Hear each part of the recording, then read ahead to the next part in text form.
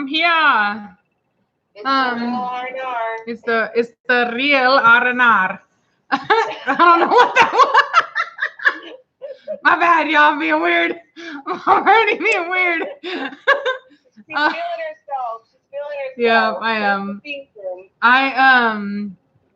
I was gonna do it at the 30 like we did last time because that's like better, but I realized because of the freaking notifications on the tube that it didn't let everybody know. So I felt like I was like, I gotta get on real quick. But going forward, 6:30 p.m. Central Standard Time. But yeah. Every Monday guaranteed. Yeah, exactly. So I have not had my coffee yet, so I'm gonna make it while everybody chimes in. Reese, I got mine. I have my coffee, guys. She's already ready. Well, I'm drinking a vanilla cappuccino, just like a K-Cup brand. Nothing spectacular, just basic. Entertain them for me while I make this coffee. I'm holding down. Hello. I'm gonna do it. Oh my God! Look at you singing. No, y'all are not early or right on time, guys. You need to help us talk tonight. What should we talk about tonight?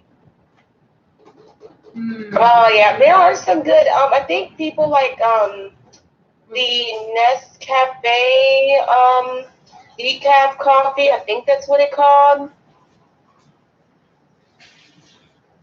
Oh, thank you guys. I tried to slay my makeup tonight. Thank you for noticing. I promise after this live stream, I'm not going to be so ratchety ghetto, and I'm going to have a webcam set up so you can see me better. And I can feel like really a part of the party. I do not know who Rachel's going to breed Belladonna to. Belladonna is still a puppy.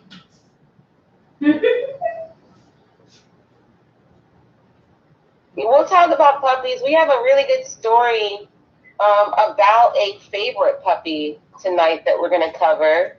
Yeah. How to choose the perfect dog. Yeah, we could do that. Can they be able to do, the Cane Corso, should be able to do farm work. Like, I kind of think of the breed as like a utility dog. So it's like the jack of all trades.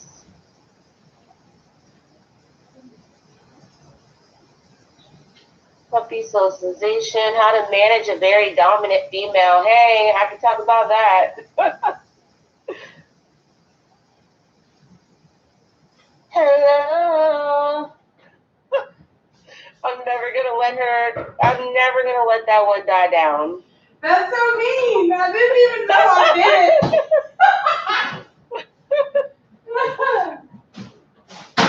How the house multiple males got problems. Mm-hmm.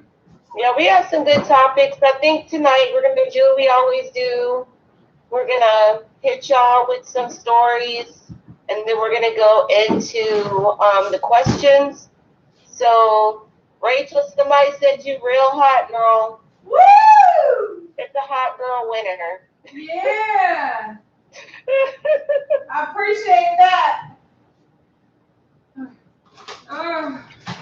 But y'all, save all your good questions until after we get past the topics for today. Colo is handsome. He looks like his daddy. Just so handsome. He's a beautiful boy. Yes. Seriously, Cashmere really quietly watches. Thank you, guys. I'm feeling good tonight. I'm feeling very good tonight. I'm energized. I've got my, my K-Cup cappuccino. I'm going to tell you, as far as cappuccino goes, they don't do it any better than Italy. Yeah. Italy is where the cappuccino's at. Cappuccino. And Rachel is really bougie about her coffee. Very bougie. You know what to send her for Christmas if you really love her? Some bougie espresso. Yeah. Guys, like I actually like to talk. I just I come off shy when it first starts, but I'm starting to loosen up. Yeah. Oh, coffee, come on. Oh. Yeah, it is time for some R&R. I am like lit tonight, like really excited about tonight. Because we have some really good news about the Sense of Tempo pack, part of the pack. Trinity's doing well. She's hanging out with Jade. That's her girl.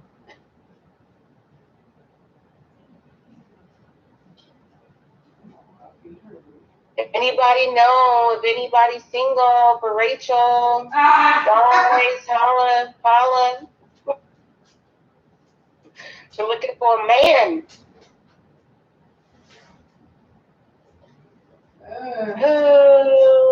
How does my puppy purchasing process differ from Rachel's? It's the same. I like to talk to people, get to know them. She like black guys. Girl, Rachel does not discriminate. As long as you're a working man and you can contribute, be good, and handle your business, you're good. I like the chocolate. She loves the chocolate. She loves the milk chocolate, the black chocolate, the white chocolate. Girl, I have me a white chocolate man. Actually, my husband is white chocolate, y'all. I bet y'all didn't know that. I love me some white chocolate. He's an Irish white chocolate man. They said I'm gonna attract the weirdos on the internet. All right. Yeah, guys, we don't discriminate. If you're like a good working man and you got it going on, hit Rachel up. And you know how to treat women. Jesus, yeah, girl, white chocolate. I have Irish white chocolate.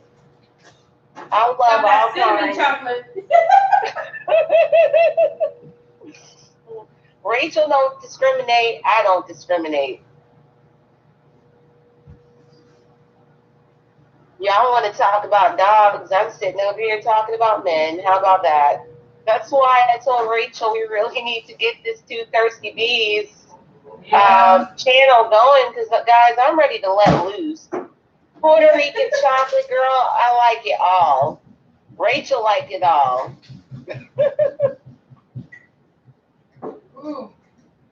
Y'all need to hit up Rachel in the DMs and be like, Rachel, get the Two Thirsty Bees going, girl. Get it going because Reese needs to let loose. Girl, yes. I can let loose, guys. I can let real loose. The conversations will get real juicy in that other channel. Heck yeah, it's going to include alcohol. Heck yeah.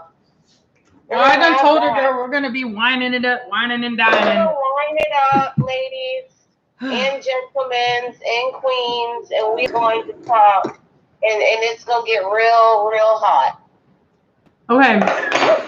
Look, y'all. They said to blame it on the Jews. You know what I mean? Hustle. I got my hustle mug. Y'all know I'll be hustling. That's cute. I know, right? Isn't it cute? I love it. Tell the people what you're drinking, girl. Oh, I'm drinking Nespresso. I'm going to say this wrong. The Darken. It's DHARKEN. She bougie. I told you she bougie. It's an Nespresso one. I love it. I love it. Send the woman some Nespresso, guys. Yeah. Yeah. And that's the right. I don't know if you can see it, but you got to have that foam. I think we need to start calling some people out. We're at 299 views. We need to start calling people out. Hi, Terry Davis. It's nice to see you, girl. Yep. Yep. We got 310 now. Okay. So I need to tell y'all about what happened. I just found out about it. So y'all gonna be real proud. First of all, I'm gonna send y'all the link. Actually, let's see if I can. Last time I tried to log into Facebook on my computer, it was being a butt. Okay, there we go. So let me get in here real quick.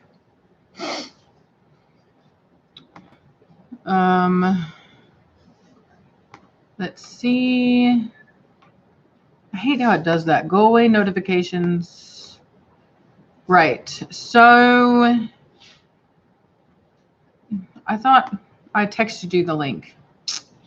You did text me the link, girl. Okay. But I'm sitting over here reading the comments. Okay. The comments. Let me see if I can find. She's got some real good tea to spill. Some good tea. Some good tea that's going to be good for Sense Tempo. Y'all are going to be real proud. And then all the naysayers are just going to be naysayers. No, hold on. They want you to spill it, girl. I'm trying to find it. Come on, guys. Hit the like button on this. This is going to be a really good one tonight.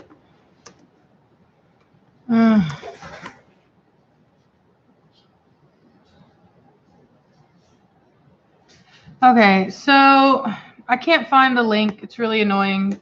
I don't actually. You know what? I can do it from my phone. I'm gonna send it. Well, you sent it to me, so go ahead and just. I found it. I was trying to figure out how to do it, but I'm gonna have to go onto YouTube from my phone. Yeah. And do this. So home, live, everything. And then here we go. All right. So here's the link. Bam. Bam. Okay. So click on that link. That is Jovanis' new owners woke up at 2:30 in the morning to Jovanni barking and looking out the back door. So they woke up and they were looking out there and there was an intruder and and so I guess he whenever they came out, he had opened up the door and then he was let me read it because he told me what he said. I'll read you what he said. He said he barked at 2:30 a.m. from his crate, and when I got up, he was looking outside. I saw this person on my back deck. He had opened up my side gate and attempted to walk in my house till he heard the loud bark and went back outside. He refused to get off my property. 2 shots in the air, third shot hit him in the leg. Police showed up, but he decided not to press charges. When police got here, he was so docile, like he knew they were good guys, great protection. So I think whenever you shoot somebody, they can press charges or something. I don't know how that works, but nonetheless, Jovanni saved his owners from a break-in. And the family, yeah, literally. And I'm just so very dangerous person. Yeah, I'm so happy because he didn't leave. Who doesn't leave whenever you know you got caught? You know what I mean? A weapon, a dog, and this guy still didn't want to leave. That's a very dangerous, unpredictable person. Exactly. And so, guys, all the people, we want to keep Jovanni. He needs to stay. Well, to the home where he went. Exactly. Go ahead, Rachel. I'm sorry. I had to say that. No, really excited. And I just had to say, I was just so, it was awesome because, everything does happen for a reason. And they were so happy with him. And I'm so happy with him. I'm so proud of him. He did such a good job. And he went from, acknowledging the intruder to then being really chill and calm around the cops. I just think that's an amazing, example of just how great the temperament is and how wonderful he was or is. And, I just couldn't be happier. Honestly, I mean, what are the odds of that happening? You know what I mean? and he was there for them. You know, he was there for them. And mind you, this family has, like, I think 2 smaller dogs who, you know, for whatever reason, they didn't hear it. You know, this man had opened their door. He heard the dog and still, you know, opened the door. So this man could have had the intent to really harm this family. You know, they had children, and Jovanis did his job. Yep. Absolutely. It's a reason why he went. Exactly. So I'm just really proud, and yeah, I mean, I think it's so well documented. They've done multiple surveys of people that have done home break-ins, and the one thing they all say is that they avoid houses with big dogs. It's just like, you don't know what that dog is going to do. And what I found to be so valuable is that it gave that guy enough time to arm himself, right? It's like, you love your dog, you know, you don't want to send your dog out there to, like, you know, attack and possibly get killed by the person, right? But it gives you enough time to take whatever measures that you need to ensure the safety of your family. And I just was so proud.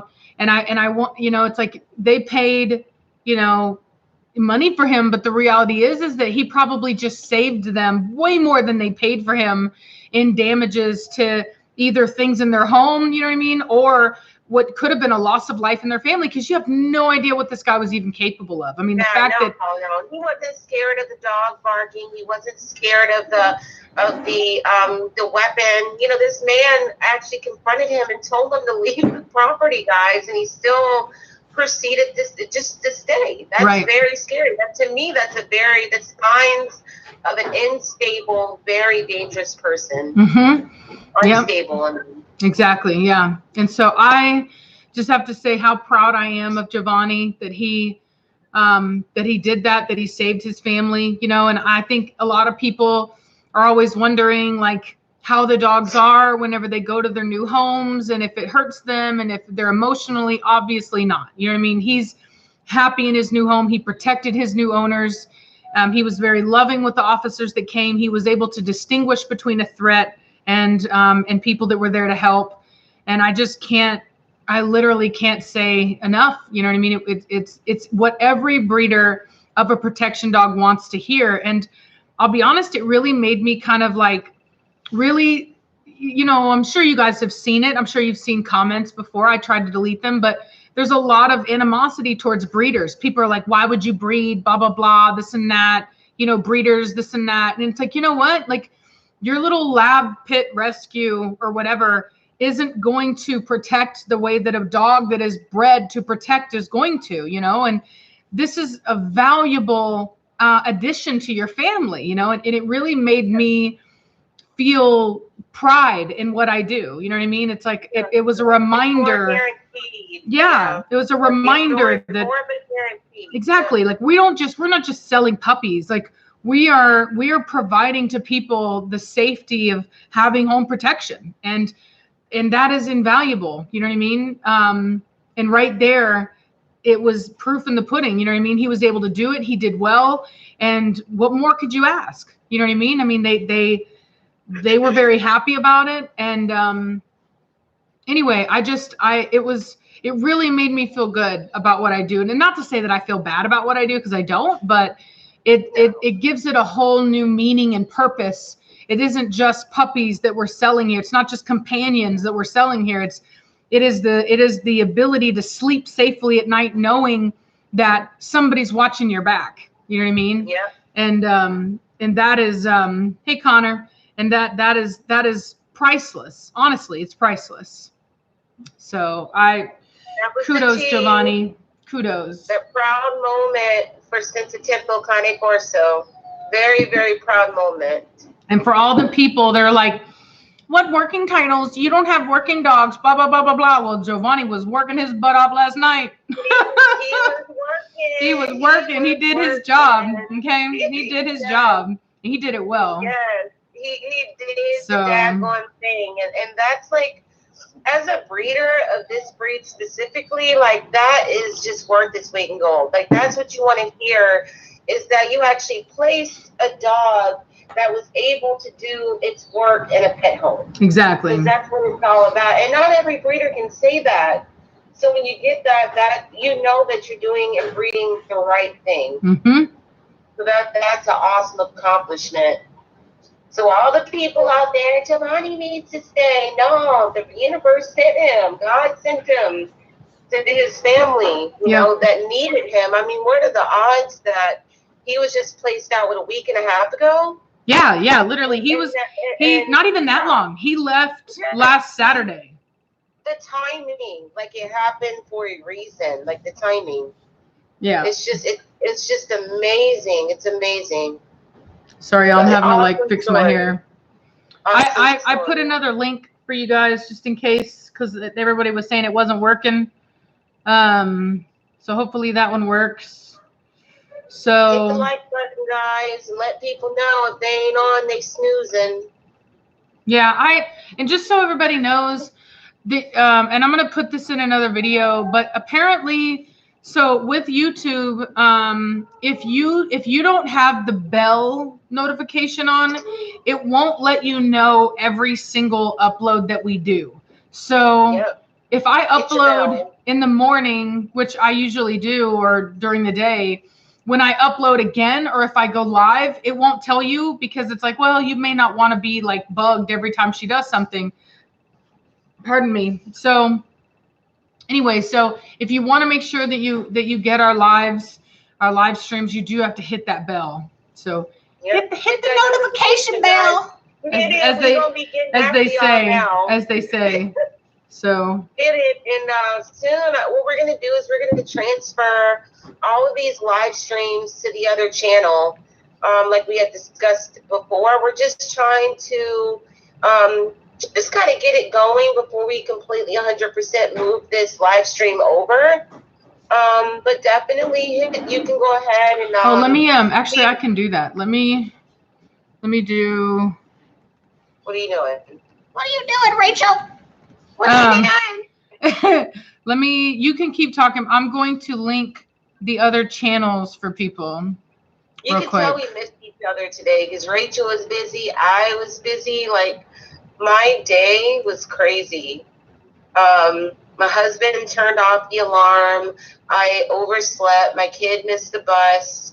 And, like, you know, they say, like, the first 3 minutes of your day, the way that goes, kind of dictates the rest of your day. And I was like a mad, crazy, raging bull woman. But now I'm feeling good. I'm feeling really good now. I don't know how. Yeah, it's so annoying. I didn't get to talk to Rachel today. Let me see here. YouTube. See, 2 thirsty bees. Where is it at? Rachel talked to the owner. Yep, he let me know. He did. He let me know. So if you read the article and that part is not in there, it could just be because he didn't, you know, they decided not to put it in the article. I don't know. But, you know, Rachel has the proof, and the proof is always in the pudding. Yeah. I am trying to find. I have churn, guys. I told you I had churn. I got 2 churn. Dadgummit. It's so annoying how this works. Like, I found, for some reason, you can't share your channel whenever you are in it, which is like weird. General, blah, blah, blah, blah, blah, live chat, no, general. My honey cornerstones do excellent around my kids. I wouldn't have it any other way. I'm not going to have a dog here that's unstable and trying to bite my kids. My kids come first. But I love my babies, but all my honey corso are really good. Someone said we needed our own show on cable. We believe that. We believe that. If y'all are telling us, we believe it. No, that I think Jovanis leaving enabled him to become more independent. You know, like the situation where he was with a lot of older dogs and females. You know, maybe that was just kind of delaying him coming out of that. But the fact that he gets to be like the only bigger dog in his home and have more independence, you know, he's going to become a man now. Not that he wouldn't have become a man, but he's progressing faster where he is now because it was just meant to be. Channel. Let's see here. I don't know if I'm going to make my own YouTube channel. I don't know what I would talk about. I'm too boring. That is so weird. If What is it?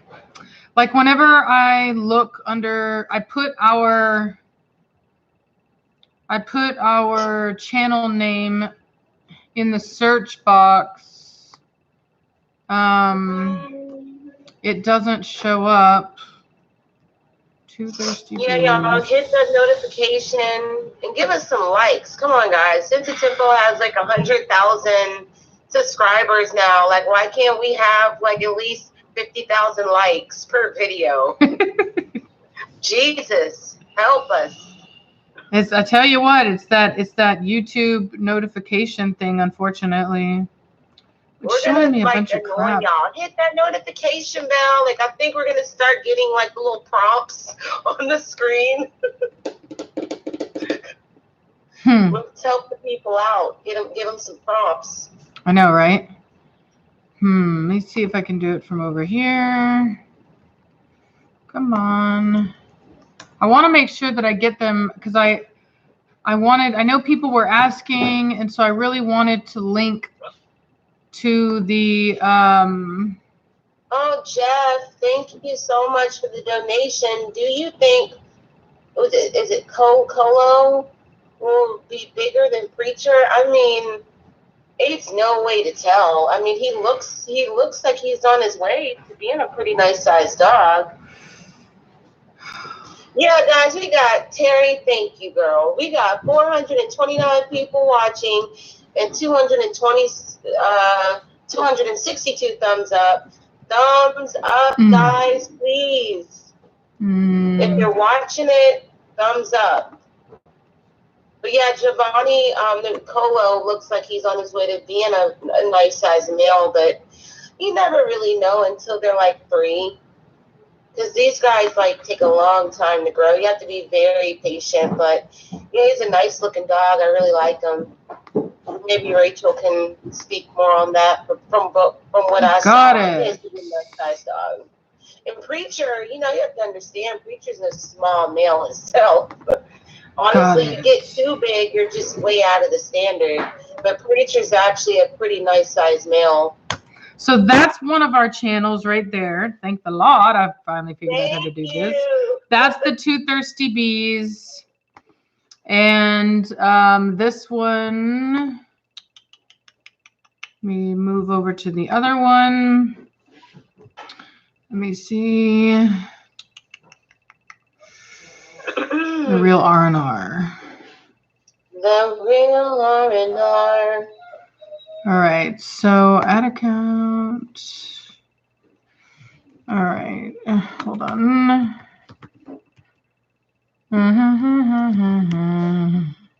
Yeah, as soon as we get some subscribers and really get that going, we're going to be switching to that channel for the Real R&R.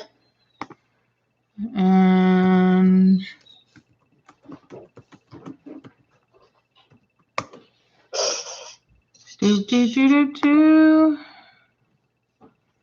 All right. Thank you, Cecilia. Love you guys from Great Britain. Thank you. We appreciate it always.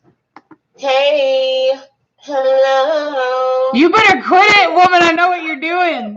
I know what you're doing. I'm going to do it all night. I'm finally in a good mood, and I'm going to do it all night. She's always making fun of me because I did that. Because I was saying, I didn't realize I was singing. Okay. All right. So here's the other one too, the Real R&R. whenever it pops up. Yes, I know coat color isn't important, but do you or Rachel have a favorite? I'm an artist, and still, like, I just free spiritly love all the colors. I love them all. I don't have like one favorite, but I love them all. Rachel, do you have a favorite coat color? Black. Black. Black, like the darkness. I do.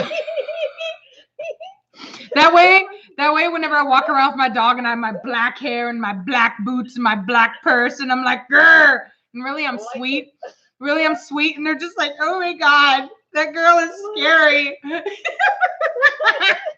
But I'm really sweet. Like the darkness. Yeah. I'm gonna get you. I'm gonna get you for that one too. Black like the darkness. I do. Oh. I wish I had more black dogs, but I haven't been lucky enough for them to be the nicest dogs in my litters yet. People will say to me, they're like, why do you have so many brindle dogs? It's because they happen to be the best dogs in the litter at the time. Yeah, they just ended up being the nicest. Yeah. Me too, guys. My pack is mostly brindle. That just somehow it just happens whenever you're picking. You have to be colorblind. But I got lucky with Preacher. He's so beautiful. Me and Preacher. Yeah, we both have a black. I have one black. I have Melina. She's my black girl, my black beauty. We call her the Hellhound. Yeah. And she is.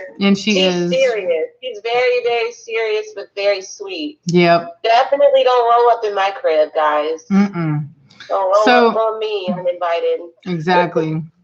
So now that I've finally done what I need to do, which is list those channels, now I feel more like I'm like, okay, I did my job. And now that we've answered the questions about Jovanis or told everybody about him, I feel like we can open up the platform for the questions. For the question segment. The 2-4 mentions from Blondie litter not breeding material. Guys, we don't know until a puppy gets about 8 weeks and over if they're even a prospect. So as far as breeding material, you're looking at a dog that's at least hit the second heat before you really, or even the first heat before you really know if if it's breeding material, and they have to pass their health certs. Mm-hmm. So when they're puppies, like, we're just looking at them like puppies. We're looking at structure and maybe character, and that's not much more. Yep. Drop the chalupa. I love that name. When Drop the chalupa we have in our back. Thank you so much. I mean, this is like great. When your YouTube plaque for 100,000 subs comes, will you bring that up in a future video as an additional celebration for how long the channel has come?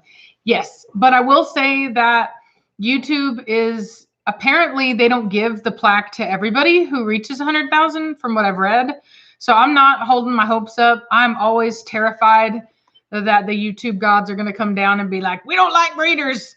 Hopefully that's not the case, but I do worry about it. So anyway, I hope that they send it. And if they do, then I will, I'll definitely show you guys because it's going to be super awesome, but I'm not holding my breath, if that makes sense. So Galaxy Crusher, what is the best way to determine a dog's personality when picking a puppy? I would say the best thing to do is actually to sit and observe them. I know a lot of people talk about come and sit down with them and this and that, but I don't find that to be, because they're distracted by you. So you're altering their behavior. They're puppies. Yeah. Mm-hmm. They're puppies. Yeah. I mean, if you can get a puppy from somebody like me who has video of the puppies just playing together and spends enough time with their dogs to really see them and interact with them and know them, and you can trust that breeder to be honest with you, then I think that's the best way. But, ultimately, if you can't do that and you are just going to come, what I would highly suggest is just to say, hey, look, I want you to let the puppies out and I would like to just observe them and let them kind of be amongst each other. That way you being there isn't altering their behavior. and you can see who's who. And, you know, because whenever you show up, they're all going to run up to you and want to be with you. And even if they don't, like, let's say a dog doesn't and he stays off by himself or whatever, you know, I will say that I personally probably wouldn't pick the puppy that there's a difference between not coming to you and avoiding you. You know what I mean? So I think all of those things matter. And it also depends on what you're looking for. Like if you're looking for a really like a working prospect, then you want the one that's kind of running around, picking on everybody, you know what I mean? Jumping off their bodies and this and that, really messing around. If you are looking for a companion, more like a couch potato or whatever, then you want to choose a dog that isn't doing that and maybe kind of is sitting to themselves. And if you pick that, and if you pick that puppy up, so long as they're not like really scared of you and trying to get away from you, then that actually may be a good prospect for you. Hey, what she said. she just covered that from like the rooter to the tutor. Yeah. Just covered it. What she said. Oh, Preacher, you're sweetie. Preacher's made an appearance. Oh, girl, you gotta show Preacher. They love Preacher. Mm. My dogs don't make special appearances because they don't know how to act.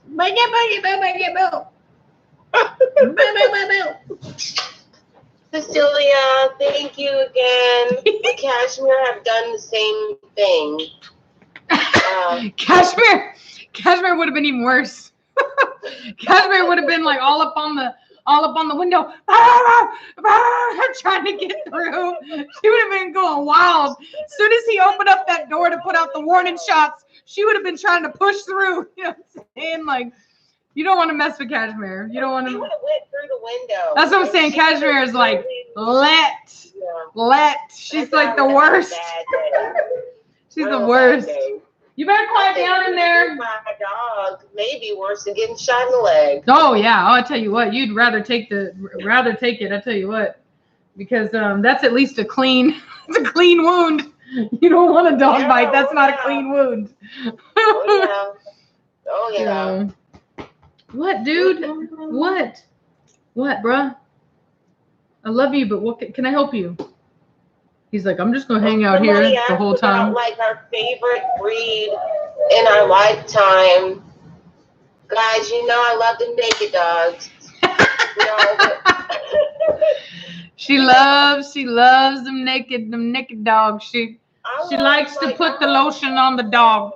I love to put the lotion on the skin, but I will tell you, like for me personally, it's hard to say like I had like an absolute favorite because there's aspects that I like about every breed that I've owned, and I've always been a purebred snob, pure breed snob.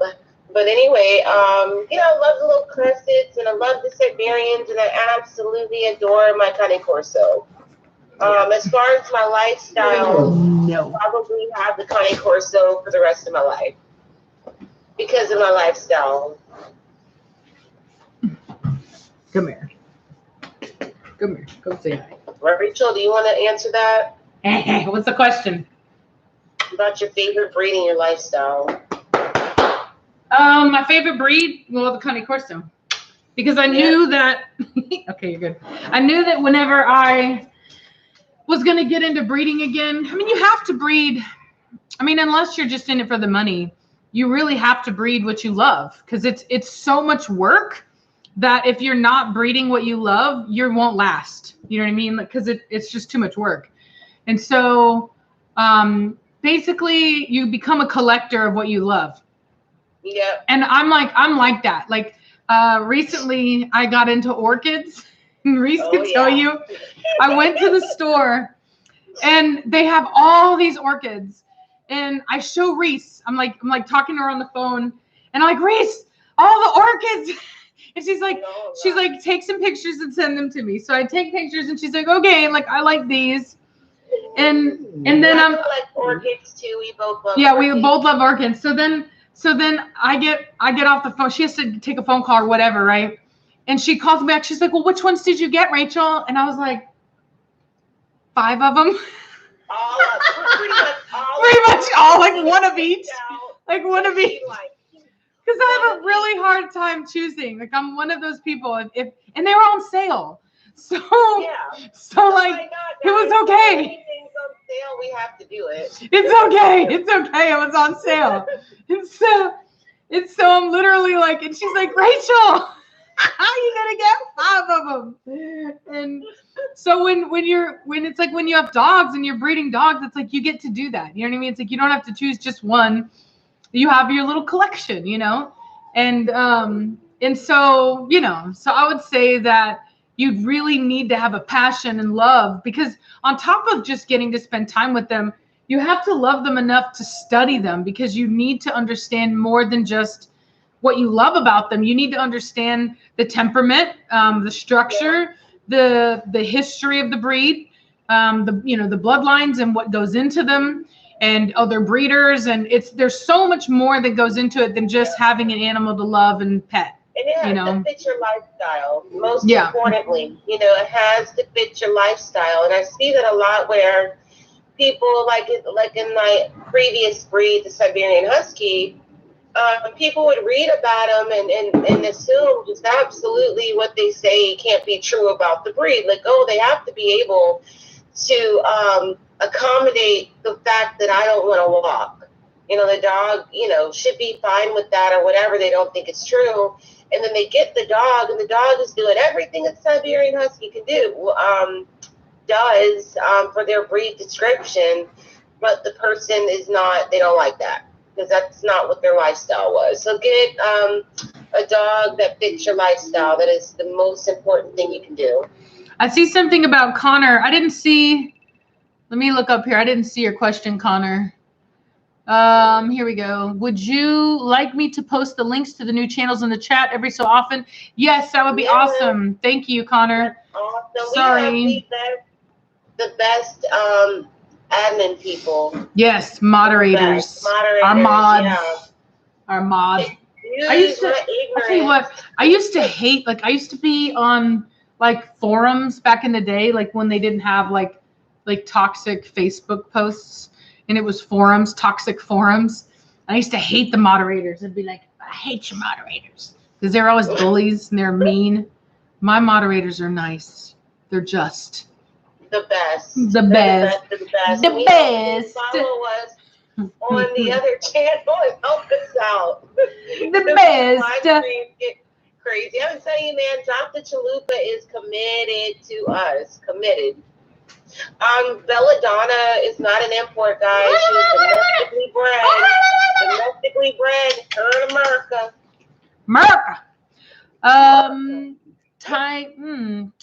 I cannot pronounce that. Would you like to try your hand at that, Reese? How come Jovanis had to be rehomed? I missed that. He was rehomed because he wasn't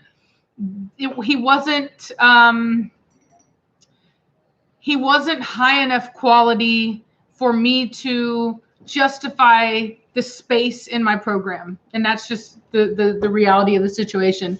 He has a pretty color, and he's a loving boy, but there are things that I have to work on in my lines. And one of those things is my top line and my croup and my muzzles. And he had the trifecta of faults that I have right now. And ultimately, I wouldn't have been able to have bred him to anything, because it would have been going backwards. You know what I mean? I've got Batista, and I've got Admiral. Both of them are very strong in that area. And I have a female that's going to be coming from Sanguine Magnifica that should be very strong. And then I've got a male coming over from Custodinos that will also be strong. And so, you know, like I couldn't collab breedings that we're doing where we're going to be producing some off-the-chain offspring. So it's just no reason to keep, you know, an animal that to the standard just doesn't hold up to the par, especially when you're trying to build a stronger program and every time you produce a litter get better. Yeah. Because we don't want to regress to keep dogs just because of the color. And Rachel will still have many opportunities and she can pick and choose and to throw that color. I mean, honestly, these Formentinos that I have in here are better. I mean, I'll be perfectly honest with you. They are better. They're higher quality than Jovanis was. Yeah. And that's not to say that there's anything wrong with Jovanis. Obviously not. But I have an obligation. Hey, Atari, chill out. I have an obligation to produce the best that I can for you guys, right? Like, you guys, my dogs don't know how to act. See, she just had to yell at Atari. I'm telling you what, she's in there having a little party all by herself. All by her lonesome in there. Reese, when are you going to show us your dogs? Yeah. They don't know how to act. Yep. My dogs do not know how to act. So that's why. It was a sad moment for me, but the reality is, it worked out for the best. If he hadn't been there, there's no telling what would have happened in that family. And so he was there to protect them. Hi, Amber. And thank you for your donation. We appreciate it. Is this the Amber that I know? If it is, just say yes. What's your view on DCM and from? And can you do a video about DCM? Mm-hmm. What's the DCM? Dilated cardiomyopathy. Oh, yeah.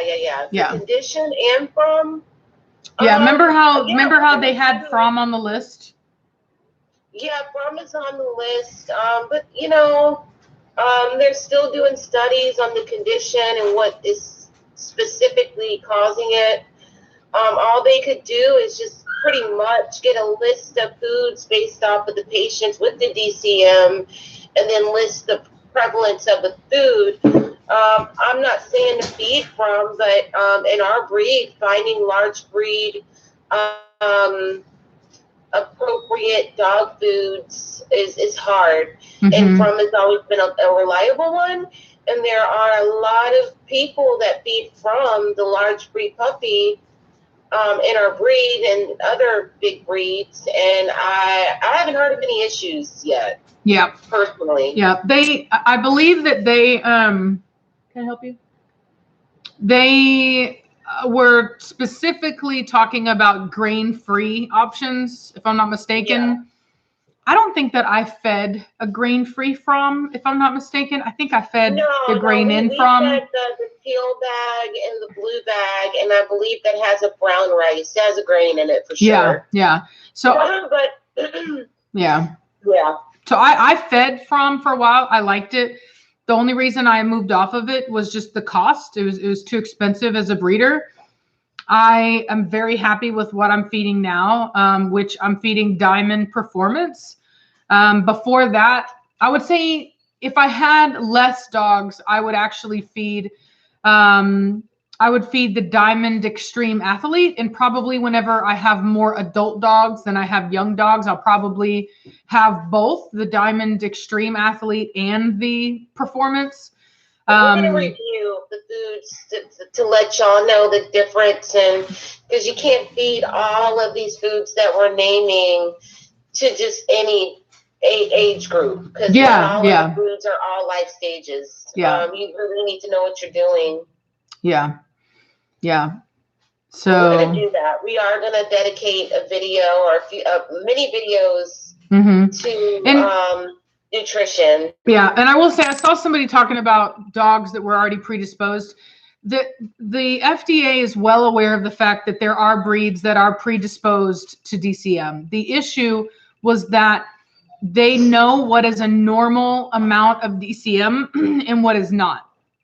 And they were getting, pardon me, I got my hair in my mouth. They were getting way too high of incidences of DCM that could not be just associated with the breed, right? I mean, it absolutely had to do with food. So anyway, I see there's might be a little bit of drama going on in the chat, y'all. Just let it go. I don't know what's going on. I didn't see it, but the best way to do it is just to not acknowledge it and just let it go. If you think you didn't do anything wrong, then just say, I'm sorry, I'm not trying to be rude, and drop it at that. You know what I mean?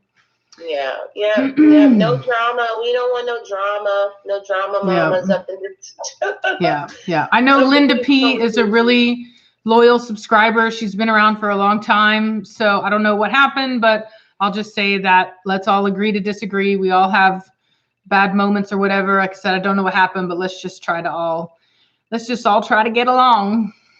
Well, yeah, because this is supposed to be fun for everybody. Yeah, we don't want to do nothing where we're making enemies, but yes, guys, the plan is to move to Tennessee. I've always wanted to go to Tennessee. Stop, and I married a me. mountain man. Quit crying at me. Trinity's doing good. She's alive. You better leave me alone. You understand me? You are being very needy. Go lay down. You go. Is that the cat? Preacher. Go lay down, you needy boy. Go. You can't be the center of attention all the time. Guys, come on, keep hitting us with questions. What happened? Okay. I hope that was you and not me. And by the way, how's the connection, everybody? Do we look good? Is it digitally? I noticed before that it was really bad. I had people come out and they're supposed to make it better. So hopefully it's better. Yeah, and I told you I promised that I'm going to get the webcam hooked up and I'm not going to be so ghetto anymore. No, I'm not going to touch that. No, we're lagging. We're blurry on your poor connection for me. So, okay, so. Who's a little blurry? Are we all a little blurry? You're a little blurry on my end. Really? Actually. That's sad. That's sad. I had them come look at it, but I need to get I haven't gotten a cord, so I'll get a cord for it. So hopefully that will help. But yeah. I don't know what let me see what my speeds are like. Not clear, pixelated. Dadgummit. Dadgummit. Literally, they came out and they actually tied these things to my I have satellite. So my download She's going to hardwire into her computer, and I am too, and we're going to get this set up looking good. My download is really good right now. It's at 12. It's at 12 Mbps. Dude, my upload is insane. I can't believe that. I literally have my upload is at like 11 and 12, 13 up. So honestly, I don't know why it looks blurry then. That's really good speed. So anyway. I'm just going to say that the donations help because we can take this money and the donations and put it towards some more equipment to make the things look better. Yeah. I mean, I think I just need a cord and I need to buy one. So I'll buy a cord and hopefully it'll be better. But I actually have really good speeds right now. It's probably the fact that I'm not hardwired in. Who is it that which of your brothers which of your brothers was the one that spoke about that? Oh, was it Ralph? Yeah, Ralph. Yeah, my brothers are like techs, like little techies. He needs to come to Texas and set up my system so I know how to do this. Yeah, I wonder if he's on here tonight. I haven't seen him. He'll show up at some point. Because he's just nosy like that. What do you guys enjoy fan art? What is fan art? I made some for Rachel and working on some for Reese. Oh, also, woo woo. I'm in Virginia too. Ha ha.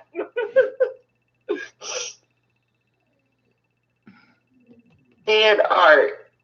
What do I think of Malamutes? I love them, but they're so big and they're more serious. And I'm gonna tell you, like the Siberians, they're just happy-go-lucky, but they're not as serious as the Malamutes. But the Malamutes are sweet as well.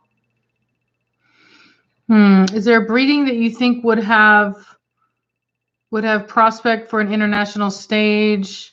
Yes. I think that my best ability with what I have right now, to produce a dog that could go overseas is going to be something out of Velocity and Batista. Velocity actually has a really nice head, like for the standard. And her only real issue is that her eyes are too round.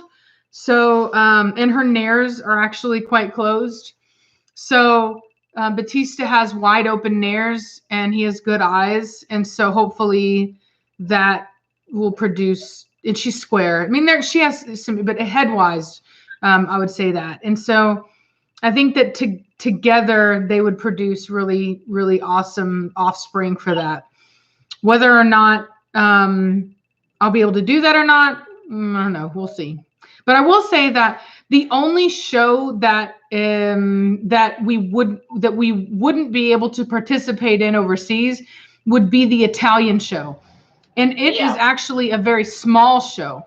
The only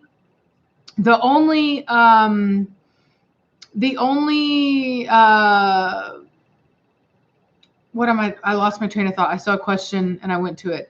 So the show that we went to is actually a very small show because of the fact that they banned the cropping and the docking in Italy. Most people still do it. And so there are other shows in other countries that have a much larger base where there are much higher or much higher quality animals at. For example, ZZ Top. Many of you guys saw ZZ Top. He couldn't compete at that show because he is cropped and docked. And so, but veterans could. Veterans could. Older dogs before the law passed could. Yeah, but they can, but no one else. And maybe eventually they might stop that too. We don't know, but that it's actually become a smaller show because of that. Right. Because most of the world prefers the dogs cropped and docked. They realize it's healthier. Exactly. Oh guys, I had like a blonde moment, like fan art. We love fan art. Send it our way. It's awesome. We appreciate it. And if y'all send it, I might be able to do me a little studio and have the fan art in the background a little bit. That would be nice. Do the 3 girl pups still look like good prospects? When do the pups get their ears done? Rachel, that's for you, I'm pretty sure. Your litter. What was the question? About the 3 females in Blondie's litter, and are they still looking like good prospects? They are. They really are. I'm very in love. It's very hard for me. So physically, I'm all about the fawn female with the light mask. Temperamentally, I'm all about the brindle female. She is much more gregarious, like sweeter and more loving. When I come over there, she wants to come up to me and she's very loving and wants to give me kisses. And when I pick up the fawn female, she will not give me kisses, will not give me kisses, which hurts my feelings. So anyway, so I don't know what her deal is, but whatever. She's not scared or anything. You know what I mean? I pick her up and whatever. But she's just not as, she's just not as sweet. And so, so if I could have that body, the fawn female's body with the temperament of the brown of the brindle girl, I would be very happy. It doesn't mean that the fawn girl won't come out of that. Typically when they are in the litter like that, they can kind of be that way. You know what I mean? They get more personal whenever you actually spend more time with them. But anyway, but she does have a bit of like a I'm better than you kind of attitude, which and I try messing with her like I do, how it is when you have a baby and they're in a bad mood and they're and so you tickle them until they laugh because you're you're not gonna get an attitude with me. But that's how she is. And she will not relent. Yeah, she's a diva, guys. Exactly. Yeah, she's diva. A diva. And she's super over there with them, she's dominant, she plays and she roughhouses and she's very, you know what I mean? She's like that. And when I come up, she looks, and she's very interactive. Like, it's not like that. She just is just, when I hold her, you know, she's just like, she does that. She's just like, put me down. Unhand me, women. So anyway, yeah. Let's see. My Siberian never kissed me either. Like, they're just not the type. They'll smell you and be like, ew, I don't want that. Are you serious? Yeah, that's so funny. I need them. I love them. I need them to love me. Oh, I swear. I need another baby. That's just what I need. Reese, you put that in my head. You bad woman. Thought I was over that. I'm almost 40. What is my favorite Spitz breed? The Siberian. I'm going to go get a puppy. Yeah, she had to grab a puppy. Like Rachel. Now I have to grab a puppy. If mine would act right, I would put them on, but they see y'all and they're like, oh, I act crazy. Look at her. She is ridiculous. She didn't took off for a puppy. That's how much she loves her subscribers and the people who watch. Somebody calling me? Yay, a puppy. Is that the little girl? Somebody's calling me. Is that the little girl? This is my baby. This is the stank face right here. This is the stank face. Go away, preacher. Go away. That's how she always looks at me. Go away, preacher. Oh, she's so cute. Let me see her. Oh my gosh. Let me get this. Let me get this. Guys. She will not give me kisses right now, but in 6 months, it's gonna be like, stop it. Let's see here. Let me see here. That looks like a heavy baby. That looks like a big old heavy baby. Look at the face. Whoop. Yeah, always that serious face. Why are you so serious? Why are you so serious? Nope. Come on, be sweet. Be sweet. Oh, I love me some babies. She's like, I hate you. Oh, you're the baby. Nope, she doesn't love me. She doesn't love me. You should play hard to get, Rachel. Just play hard to get. I don't think we're buffering. Are we buffering, guys? Are we good? She does look pissed off, right, Terry? She's always mad. Look at that. She's always mad. Look at you. That's you. Look at you. That's you. That's you. Yeah.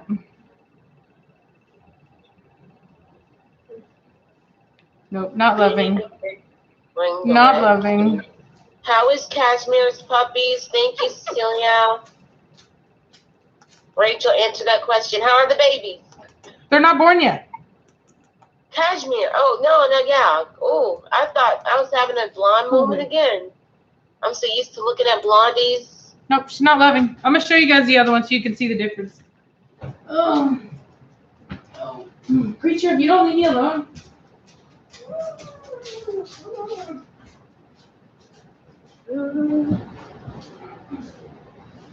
Yeah, these puppies are so sweet. I want to hold one.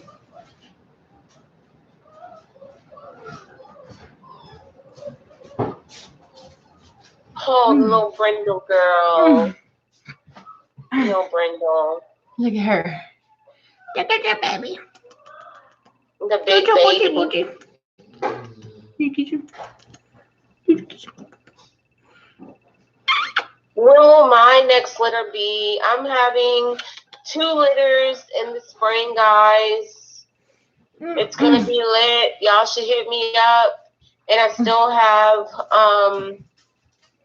1 puppy left from this last litter. For whatever reason, I haven't got any inquiries about her, but she's a very nice girl. She's very sweet. Blondie, go away. Blondie, go away. You're distracting her with your food. She normally gives me kisses. Hey. Oh, she's so sweet. Yeah. At least she doesn't have the stank face though. She's like, hey, what's going on? Yeah.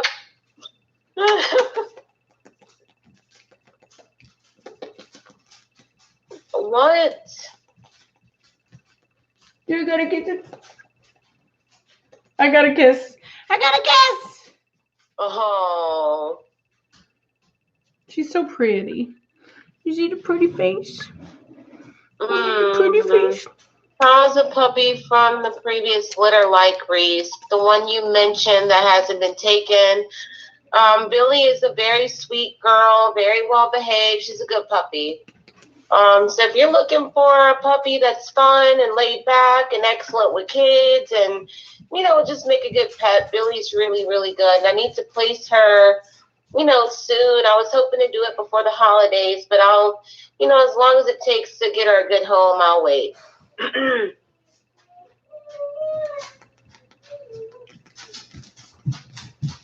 All right, I'm gonna put her back. I'm putting her back. Go away. Go away. I would breed to Batista or Admiral. They're both very, very nice looking males. Like I know sometimes that Batista gets there's been commentary about Batista, but he's actually a very nice looking male. He's turning into a beautiful male, and so is Admiral. They're both very nice. I'm excited about them both. Okay, sorry. So yeah, Batista is gorgeous. He has a lot of growing to do. Whenever you have a Mastiff that has a lot of growing to do, they're going to always go through a really awkward stage. Preacher, go away and get away from my computer. Go. Before you knock something over. Go away. Go. Yeah. And any questions about pricing, just send us personal messages and we can answer that. Because we've answered it before. And then sometimes, we'll have dogs that, like me personally, like Billy right now is reduced. Just so I can move her and she can get into a home. But anything about price, just send us a personal message. It would be nice.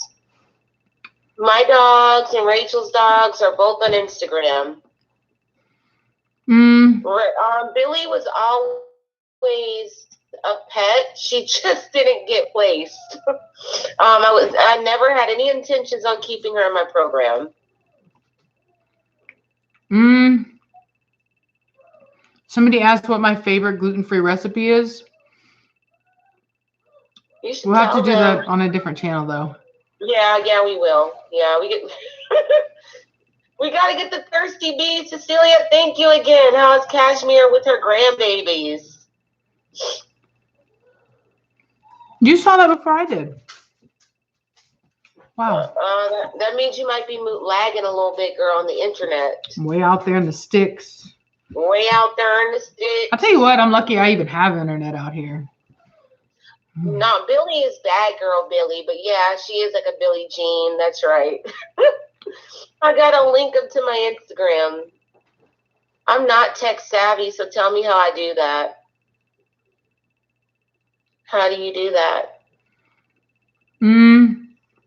How do you link people to your Instagram? I have no idea. I'm not tech savvy either. Not about the Instagram. She recently told me you can monetize your Instagram. Yeah, guys, I have been so out of touch with social media.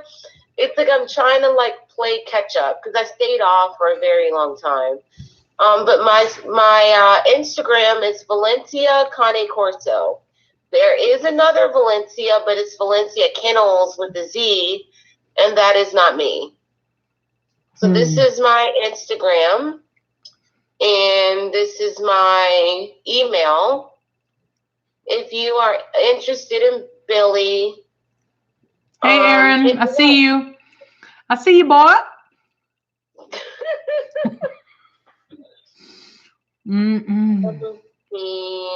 Could a Cane Corso live happily with the college student, a stable college student. Absolutely. My sister is in college and she has one of my puppies, and it's great because, you know, she's a single female, attractive girl, and by herself away at college. So if you have like a place that allows you to have a dog and you don't have a bunch of roommates running around, and you're responsible, I don't see why not. But it has to be a very stable situation. Which other kind of Corso breeders do you look up to? Sanguine Magnifica, Custodianos. Yep, those are. Those are who I look up to. Yep, yep. Are you eating marshmallows? What are you eating, girl? Somebody asked that. Bananas. Do y'all want us to eat on this channel? I'm gonna eat anyway. Do you want us to eat? Do you want this to turn into a mukbang? A mukbang. Somebody was like, some girl was like, she was like, Rachel, don't eat anymore. She's like, you're so pretty. Don't get any fatter. And like, so I gotta say something. So I recently like thought really hard about this, right? You have to understand, when I was younger, as many of you know, I was in foster care, and I was like, I was huge. I was so fat that when I went to like put my fingers together like this, I couldn't even put them, like I was like that. Like it was hard for me to even get my hands like that. You know what I mean? That's how big I was. Over 300 pounds whenever I was in high school and middle school. So like, to me, I am skinny now. You know what I'm saying? Like, it's not, I don't look in the mirror and say to myself like, oh God, you're so fat. I don't. Like, I see success. And so I guess for me, like, like whenever we went to Europe, I will say, like, I lost a lot of weight, like, and I was eating more over there. And what I found is that I think that certain people's bodies respond differently to the amount of chemicals and stuff that's in the food here. And so for me to be thin, the amount of effort that I would have to put into it it's not a priority enough for me. You know what I mean? Like, I don't care enough. In fact, I really don't care. Like, I don't look at myself and think those kinds of things. When I hear it from people, then it's like, okay, well, that's not very nice. But it doesn't affect me like on a regular, you know what I mean? Like in my everyday life, it doesn't bother me. And I guess it's because I know how far I've come, you know what I mean? And so anyway, so the only thing that bothers me is like, I'm kind of like a fit girl, right? So as long as I don't have a protruding gut, you know what I mean? Like if I stand and I'm like that, you know, I'm fine with it because I carry my weight like that. I'm totally fine with it. The only thing I don't like is when I can't. Body is different. Yeah. We're not even here for that conversation. Like, yeah, exactly. You know, It's like ridiculous. Exactly. Like my blood pressure, everything is good. Like I don't have any health effects or whatever. And so I did this. They were like having you do this like questionnaire thing because I'd really thought about it and I was like, oh, you know, like when you're in the public eye, you think to yourself, oh, you need to be this perfect image of, you know, perfection. And they were like, it was like this questionnaire of like, well, what makes you want to lose weight? And I wrote down, I was like, other people judging me. And like, that's not like, if you ever want to do something in your life, you can't do something because you can't do something for other people. You know what I mean? Like it has to matter to you and it doesn't matter to me. You know what I mean? And as long as it doesn't matter to me, I know that I would never be successful because it just doesn't. I don't care enough. You know what I'm saying? Like I would need to care more and I just don't, you know. I like to eat like, you know, that's the thing is I would have to eat like, you know, I would have to eat so healthy and work out in a way that I wouldn't even find enjoyment out of. And for what? So that other people don't look at me and say, oh, wow, she'd be so much prettier if she was skinny. Like, I don't care what you think. You know what I mean? Like, I don't, you know what I mean? Like, I don't. You what? Rachel, we were in Italy, guys. We got the workout, and this woman never broke a sweat. She never needed to say. We were running through international airports. Okay, Yeah. we were running. So see, there is nothing wrong with Rachel. Yeah, no, I'm very, reminder I of can the usually out hike girls that are much skinnier than me. Like, Exactly. you know, I don't, and no hate to them or anything like that, but Yeah. I feel great where I'm at. You know what I mean? It's not a big deal to me.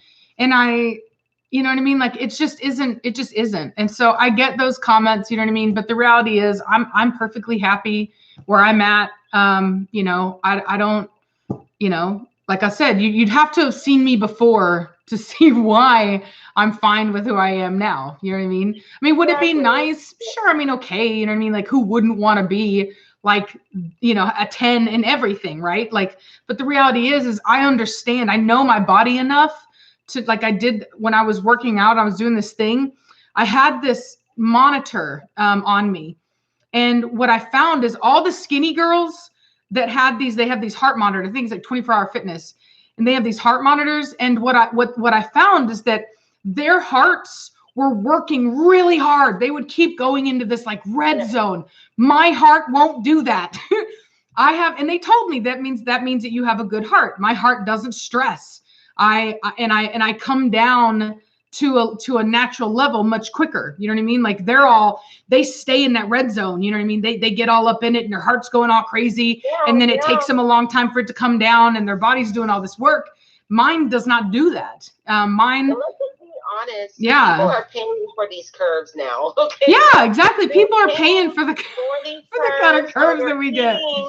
Or they're eating for the curves and then sucking the parts out they don't want. So we'll just keep ours. All right. Yeah. And so that's for me, when I saw that, I was like, I feel like my body is like a Prius. Like I require very little and food to go a long way. And so while everybody else gets to eat whatever they want to eat and be thin, I would have to live a totally different life than them to be able to look the same way. And that's not, I think that it would be different if we ate like in Europe where, and I'm not saying all European countries are like this, but where we were, everything is fresh. Everything is regular food. It's not this prepackaged full of chemicals and all this stuff. And I talked about it. I couldn't believe it. I was stunned how much weight that I lost in the 11 days that I was there just by not eating our food here, and I was like, girl, I want to move just for that.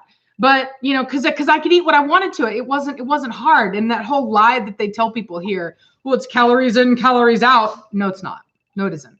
And so it's just not that. And everybody processes it differently. Yeah. That's the truth. Yeah. If you were to just eat non-processed, but most of us we live too fast for that here. You know what I mean? And that's the reality. I don't have the time to cook everything here. I do a lot.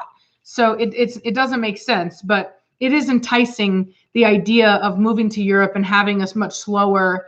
We were eating like queens over there in Europe. Let me tell you, because like you can eat all day and it wouldn't amount to anything financially. Like you can't do that in America. And the food was so fresh and the fruits were organic. They grew a lot of their fruits on the property where we stayed. Yep. And it was so good. Yep. It was so good. It was so healthy. And she's telling the truth. But maybe next time we do a crazy international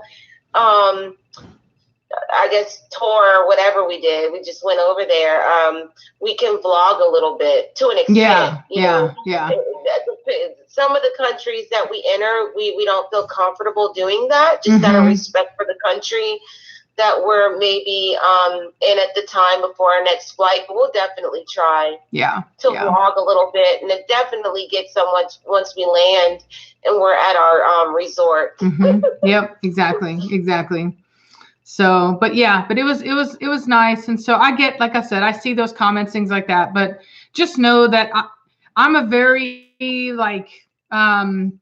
headstrong person. If I want to do something, I'm going to do it. You know what I mean? If I'm that kind of person, and I just realized it, that I don't care enough. You know what I mean? I don't have the initiative to do it. And you need to have that. If you're going to live here in the US and you're going to have my metabolism, you have to, that has to be your priority. And it's not. It's just not for me. Yeah, I would have to give up judging. so many things that I love, and I'm not going to do it. And they don't even know what's going on with the person half the time. Like, I have a thyroid dysfunction. You know, I'll never be 120 pounds again. Yeah. I'm not unhealthy at all, but that's just unrealistic for me, you know? Yeah. So keep in mind that you never know what a person's going through. Yeah. And, you know, keep your comments nice or don't say them at all. Yeah. I mean, it's whatever. You can say your mean things, but it doesn't, just understand that it doesn't bother me. Like when I was in high school and I was like huge, it bothered me then, but I've come so far from that it just doesn't bother me the same way. And I know, you know, like Lizzo says, it's like, you better watch yourself because I'll pull your man in my DMs. You know what I'm saying? Like, you might think I don't pull dudes, but I could take your man. So anyway, let me tell you something. Boys be liking this thickness. So we know that. Exactly. They appreciate the thickness. Exactly. They have taste for it. Exactly. Connor, I'm sorry. I didn't realize that you were gonna link that for me. I would appreciate it if you did that because I don't know how, Connor. So thank you. Yeah. So, let's see here. Boom, Connor. I think this is why we're friends. We both want what's best for the breed. What crap what people think. Exactly. Yep. So Reese, when are you gonna send Rachel a video of your dog so we can see them? To be honest, like, let me get through the holidays and I promise I will do it and y'all can see the craziness for yourselves. Rachel can tell you about my dogs. They're lit. They are. They're lit. They're I love them, but they are lit. They are lit. Yeah. They're a lot. They're more energy. They're definitely. But you know, I do have ones that make great pets, like Billy. Mm-hmm. So, you want to know your dogs, Reese? You know, I could try to get like one right now, and since everybody's asking, I might as well. Let's see here. Oh yeah, somebody said watch out for menopause. And that's the funny part too, is like I would say that 95% of women are gonna be overweight like after 40 anyway. You know what I mean? Like it's like a reminder. So Thanks. It's pretty dang ridiculous. The suffering continues. Do you think you will get a fawn brindle from a breeding? We don't like, we produce brindle, but we don't really produce like fawn brindle, if that makes sense. I don't think that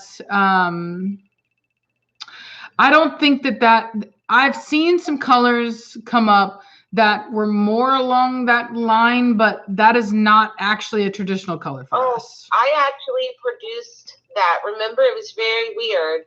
What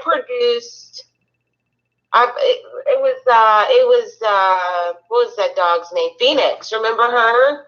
She had brindling on the under part of her leg, so she wasn't pointed. Oh yeah, I do remember that. Yeah. She was a fawn brindle. It's just that her fawning had overtaken. It was very unique. It was very unique. It wasn't like what you think.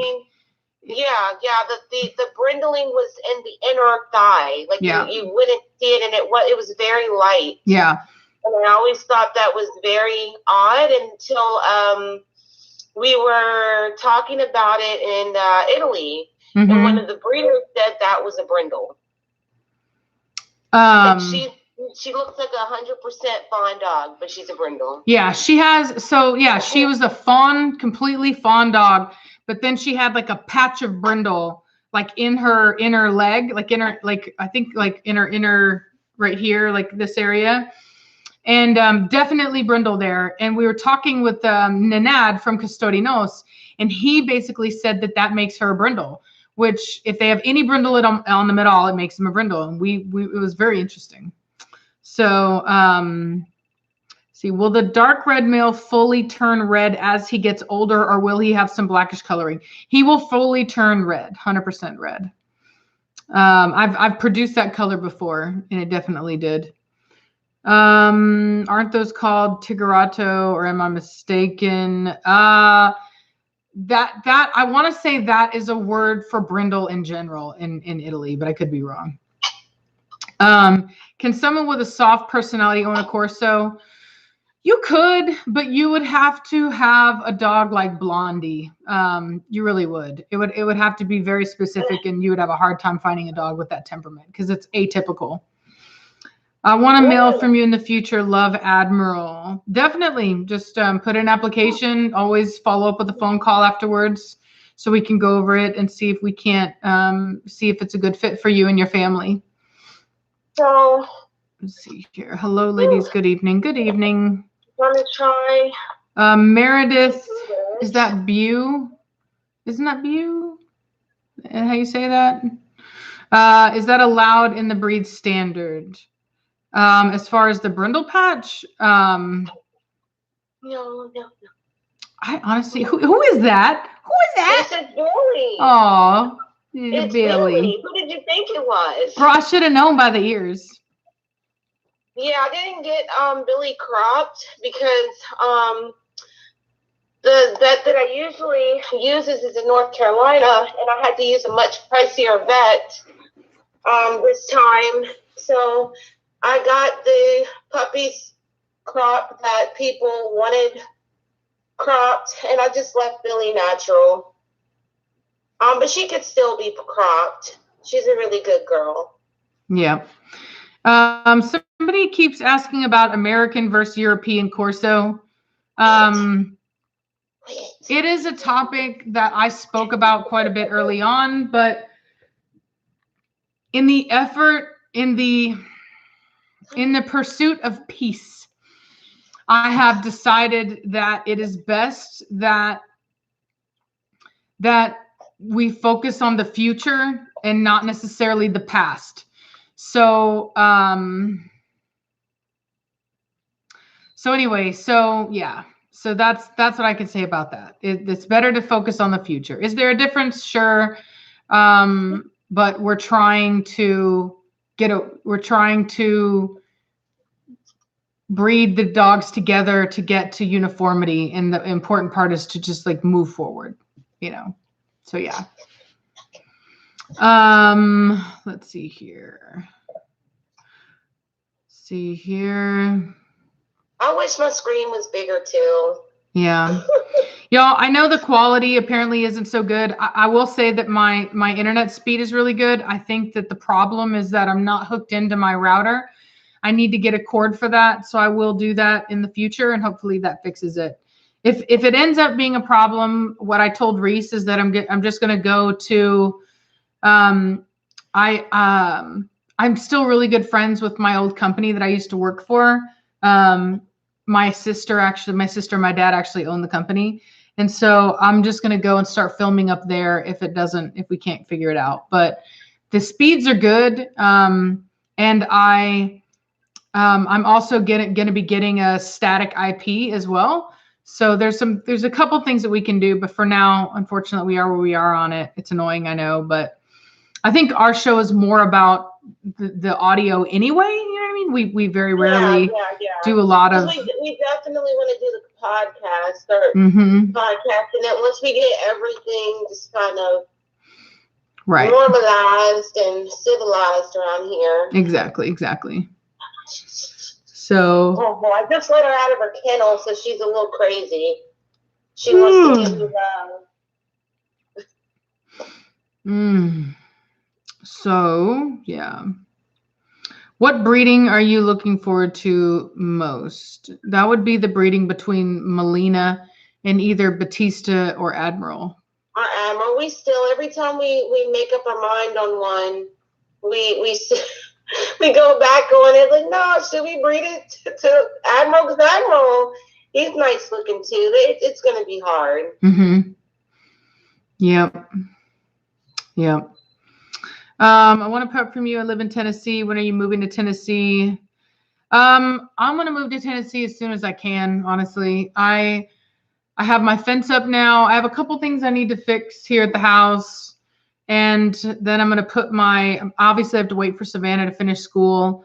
So I want to move as soon as I can, but I have to put my house up for sale. So yeah. So that's kind of how that goes. Savannah's great.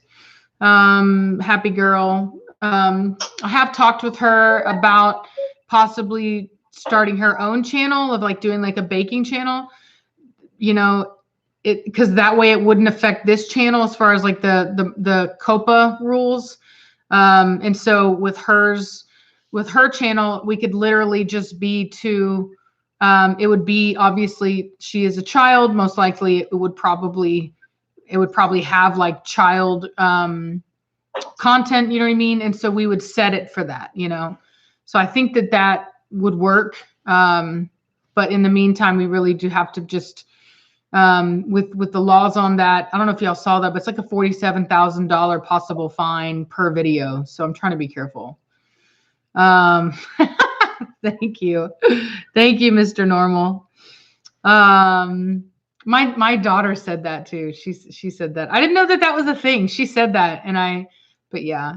My favorite is all my exes live in Texas. That's why I hang my hat in Tennessee. Woo! That's where they're going. They're gonna stay right there in Texas. So, anyway. So let's see here. Isn't COPA for children 13 years or older? It is, but it's like if it's considered content for children, that's whenever it matters. And I do feel that like, and they also said like if there is a kid on there. And so for me, I just want to make sure that, you know, I have to be very careful. Everybody's being very careful. Yeah. And so I feel like if we're going to do that, then, you know, and she loves to bake. She loves to be, you know, in the public eye. And so I think it would be a very healthy way, like a healthy avenue for her. But right now our agreement is that she has to kind of like, she has to show me that she can balance school and her room and her responsibilities with doing something like that. You know what I mean? So, cause I know that there are some parents that kind of, they're just like fame, throw their kid at it. You know what I mean? At all costs. But me, I feel that there are important values in, you know, recognizing, doing your education and knowing how to just do the basics before you start doing all of the extra, if that makes sense. Belladonna, who will she be bred to? She'll be bred to Batista, Admiral, and the new male that I have coming in from Custodinos. So yeah, so that's who. I don't know who I'm going to breed her to first. I have a while. That male that I have coming in, he's probably, I don't think he would be old enough yet. I would really like to do that import male, to be perfectly honest with you. The only thing so structurally, either one of the two males that I have would be great. The only thing that I worry about a little bit with Admiral is he has a divergent muzzle. So his nose, I don't know if you've noticed, but from the side, it kind of goes down a little bit. And so I just want to be careful about who I put her to in that regard. Because I just don't know yet. Sometimes you don't know until you try it. Andrew, thank you for the donation. Can't you breed both Batista and Admiral to her? Yeah, I can. I mean, if you're talking about like breeding them at the same time, breeders do it, but I you know, it's you got to do the DNAs and whatever. She'll, you know, Rachel will plan out what she's going to do. I think she's just going to do like one at a time. Yeah. I like to do one at a time. That way I know. But, you know, the thing about it is that I feel like I would do Batista as well, but then I don't want to have just a whole bunch of Batista puppies either. So, you know, like I have a Batista puppy right now out of Blondie. I think that's going to be a really nice dog. And then I'm going to breed him to Velocity. I'll keep something off that as well. So, anyway, so you can very quickly kind of like end up with too many dogs. And I may end up, having to choose the best Batista puppy out of the Batista puppies that I keep. So just because I keep a puppy out of a litter doesn't necessarily mean I'm going to keep that puppy forever. It means that it's a prospect, right? Like it's being evaluated. Exactly. It's being evaluated. So if I keep something out of this, and then I keep something out of Velocity, and then I breed him to Belladonna, and then I get something better, than all of those, than the Blondie puppy, I may place that puppy out. So it just depends. It really does. It just depends. So through AKC, guys, they do allow, I think there's a limit though, but multiple stud litters to one female, like one litter, they do allow that, but you have to DNA every puppy in order to get the proper paperwork. As far as I know, most breeders only do 2. Maybe the limit is 2 sires, but I'm not particularly sure specifically. Yeah. Thank you, Gunther Squad. Yeah, thank you. There's a long-term subscriber of ours. I know you guys. I recognize your names. Seriously, I value my subscribers, especially my long-term loyal subscribers. Y'all know who you are. Blondie pups are from Achilles. Somebody asked. Yes, they are Achilles puppies, which is Sanguine Magnifica, which is quite closely related to Batista. In fact, I want to say that the father side is the same. It's the mother side that's different on those two. Yeah. It's a lot of, whenever you get into Christina's stuff, a lot of it's related. Yeah. And that's because she's running like a very specific program. And when I talk about along than we are. Yeah, and when I talk about the Blondie Batista breeding, I'm not saying that these guys are. I'm talking about I'm doing a Blondie Batista breeding the next time she's bred, and so that's what I'm talking about. And then Velocity and Batista, she's gonna have a lot of Batista puppies. Yeah. And so anyway, so that's what we mean by that. But yes, they would definitely be 2 separate breedings, and and so yeah. So hello, Brianna. Is that the right name, Brianna? I'm such a horrible pronunciator. That's not the right word. I'm bad at pronouncing words. Hello. Stop it, woman! You're gonna leave me alone. I have a habit of singing everything. I used to be in choir.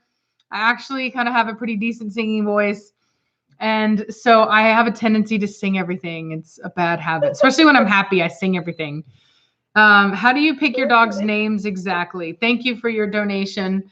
I try my best to identify the essence of a dog. That's what I try to do. I try to find the true character of the animal and go off that. Now, like Batista, for example, in Europe, when they do a breeding, every dog in that litter has to have a name that starts with the same letter. So I was under the instruction that I could choose any name starting with the letter B. I don't do that with my puppies. Americans really don't do that, but he's the only one that I really didn't have the free reign on. And I will say, I still think he has a good name. I still think it works. But in general, I really take my time and I try to focus on the essence of the dog. And I try to kind of get in touch with that in the dog. And so I get kind of, people think it's funny how I have such like unique names or whatever like that, but I take it very seriously, like as seriously as like a lot of like Japanese companies take naming things. You know what I mean? Like there's even like science to that. Like there was like this one, I don't know if it was a book or whatever, but they were talking about how like your names have meaning and they have like this almost like you can ruin a company or even an artist by changing the name. You know what I mean? It has a lot of value to something or someone, you know? So it's, you know, like it's, for me, it's really important. It's almost as important as like, as the ultimate success of anything, you know what I mean? It has to have the name. You're making me look bad. My bad. But it's just me. We're all different. It's just me though. You know what I mean? It's just me. That's just me. Like it's not, I'm not judging. I'm not judging. I like to name my dogs after video game characters, and I like to name my kennel after mattress stores. And there's nothing wrong with that. There's nothing wrong with that at all. At all. For me, that's how I am. Like I mean, my daughter, this is the kind of hokey pokey that like my daughter, her name is Savannah, but she has one N. And the reason why is because when my mother and I'm not this weird anymore. Okay, I will say that. I'm not this weird anymore. But when we did the numerology on our name, it was like a bad thing. So we did the one N. I don't know. My mother, that's like kind of how I was raised. You know, that's like the environment. Now I probably wouldn't care as much because I'm like older and I'm like whatever. But at that time, that's kind of how. And they did this thing. I'm telling you, like they did it. Like Prince was one of them where they were like Prince was like super successful or whatever. And then whenever he changed his name to like the symbol, like it affected, you know what I mean? Like the artist formerly, whatever the thing he did. And so they were just saying like the name matters. But having said that, I will never judge anyone. The only thing I will judge is like, don't name your dog Diamond. If I ever see another female dog named Diamond, I will die. Like, or Blue. Don't name your blue dog Blue. Like, good God. I mean, put a little bit of effort, a little bit of thought. You know what I mean? Just put some effort and thought into it, girl. Somebody mentioned snake breeding. Oh my God. Yeah, girl, that's the same way that snake breeding goes. Each male has a chance to fertilize the eggs. With snakes, you can tell with the genes that come out. But with dogs, you have to have them DNA tested. Exactly. Thank you, Chastity. I love snakes. I just want to say that. Snakes. Yeah, she's all about the snakes. She's all about the snake breeding. I'm gonna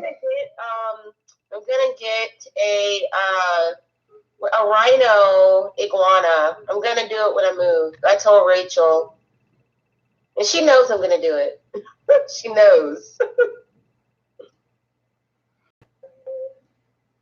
Let's see. Am I freezing, Rachel? You did. You froze, but you're back. I froze? Hello. You're back. Did you know you were gone? Stop it. Ah! I feel the way that my daughter does whenever I dab on her. She hates that. If you really want to mess with your kid, do that to him. She cringes. She just I love it. I love it. I dab on her all the time.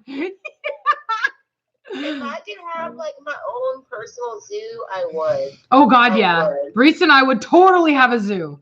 Have a zoo. It would be cray because I love, like, my love for animals goes beyond the dogs. Yeah. Like I love all living creatures just about, except for like hippopotamus. You know, like they poop in water that they swim in. They're swallowed in the water. Oh, when they have flatulence, it's out their mouth. Supposedly, no. Yeah, I would have a red panda, for sure. Oh yeah, they're cute. They're cute. I love them. They're so cute. I went and I like to go take pictures at the zoo. And there was and I have this red panda that literally like came up to me and I was like, oh my God, you better stop it. Like, I'm going to steal you and I'm going to love you and squeeze you. And it was so bad. I was like, stop looking at me like that. Stop it. I want you. So bad. It's so bad. So, yeah. Somebody said that rhino iguanas are magnificent creatures. Thank you. She's trying to get me to get a rhino iguana, y'all. Don't you dare start. I don't like cold-blooded creatures. But they're like the dogs of the iguana world. Like, why not? Maybe I'm just the weird one. But I like them. I'll be honest, I had them. Not those. I had a green iguana. I had a veiled chameleon. And I had a river something. It looked like Godzilla. It was the closest that I could find to look like Godzilla. And they're just not loving enough. You see how I am. Even my puppy that doesn't want to give me kisses. I wanted to love me. Don't get a green iguana. Get a rhino. It'll love you, and it looks like Godzilla. I'll tell you what iguanas. This is the only iguana that I would do. I love the what are the ones, the ocean iguanas, the ones that are in the ocean, the Galapagos ones. I think they're in the Galapagos. But I don't think you can own one. I know you can't have one, but I think they're so. I like the spines on the back. They look like Godzilla. Why wouldn't? What's not to love? Thank you, Connor. He said the rhino iguanas are basically dogs. Thank you, Connor. 10 times better than a green iguana. I don't know. Exactly, Rachel. See, you're gonna have to start appreciating the naked animals. No, I can't get a monitor lizard. Now she's all about the naked creatures. I told her. I said, Reese. I said, you think you know what would really make the Corso community mad? If we made naked Corsos. They would get so mad it would like internally combust. They would be like, I can't believe these things. They would flip out. I can't believe what they're doing. Hairless Corsos. How dare they? They would be so mad. They would be so mad. But you have to admit, they look pretty cool. They look pretty cool. And for all the people with the allergies, you know what I'm saying? Like, no more hair. You could have yourself a big dog. You need to ask Brian Barzik to come on to our live stream. I would love that. I would love to talk about the cold-blooded animals. Snakes. I would just sit there and be like. Or Jeff from Nerd. Let's get both of them on here. Like, I want to do it. I could have a big, like, what I really want, I'll be honest with you, what I really want is a bobcat. I want a bobcat. I think they're awesome. You can have that. I don't want no big cat. I want a bobcat. or a caracal. I think they're called a caracal cat. I would totally have one of those. No, I would totally have one of those. That's crazy. That's crazy. She That's thinks what I would I'm have. crazy. That's crazy. That's crazy. You would need a lot of lotion, Terry. It would kill me. I'll come in her house and my face will swell. It's like, Reese, you need an epi. Oh, thank you. That's so sweet. My brow game. Stop you up with a biscuit. Woo! That reminds me of that one. Who saw that court thing where he was like, "Girl, you thicker than a bowl of oatmeal." I love that one. Did you see it? She was thick. Yeah. Yeah. We know that bobcats are legal in Tennessee, Connor. I know. I'm super excited. Reese is going to be so mad she won't be able to come in my house. I won't be able to go at Rachel's house if she gets any more cats. I'm going to try to survive the 2 that she already has. Yeah, it's bad. I want to see me float up like the clumps. I'm gonna have to come to her house, like wear a bag so my cat hair doesn't get on her. But raccoons and honestly, I would already have a skunk if they weren't illegal here in Texas. Skunks, they're so cool. They're so cool. You have to look into them. They are very cool. And they can be so cute. They can have spots and they're friendly. Reese, you have to check and see if you're allergic to skunks. You got to check and see if you're allergic to skunks. This conversation is getting real weird. This girl wants skunks, bobcats, and she's going to criticize me for wanting a rhino iguana. I'm not criticizing. I will come over and I will look at your soulless little creature. You get your speaking skunk. Anybody that breeds skunks, please send one. No, they're descented. They don't smell anymore. They don't smell. They're just cute. Some other little things are descented too. What are they? The weasels, and they I like ferrets. I like ferrets. They say that they are too. And I like ferrets. I like ferrets. I do. I like ferrets. Thank you very much. She's gonna be a hater when she sees my iguana. She's gonna get one. They don't smell. They take out the scent things so they don't smell. So you can have yourself a cute little skunk. I love the black and white. It's just cute, and I'll name him Flower. No, yes, or Peppy. No, Flower. Flower. I cannot do a giraffe. You know how many people die from giraffes? They'll kick you. And same thing with camels. Camels will kill you too. Anything like nothing like too big. You know what I mean? Like nothing too big. So no, somebody's asking about my hips. No, I do not breed bad hips. And no. I actually have dogs with good hips. And you can have all of that and still throw puppies with hips that are not that great. But I haven't produced any like dysplastic, really bad hips, you know. The hips were not that bad. Yeah. They just weren't to the standard that we want to breed to. And many people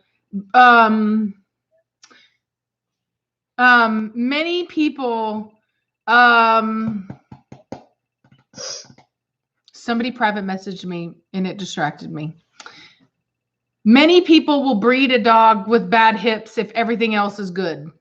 Many dogs, like one of them I know of is what is his name? What is that dog's name? Oh yeah, Parsifal. Parsifal. Parsifal has bad hips, and people bred him all the time because he was like a fantastic dog in every other way.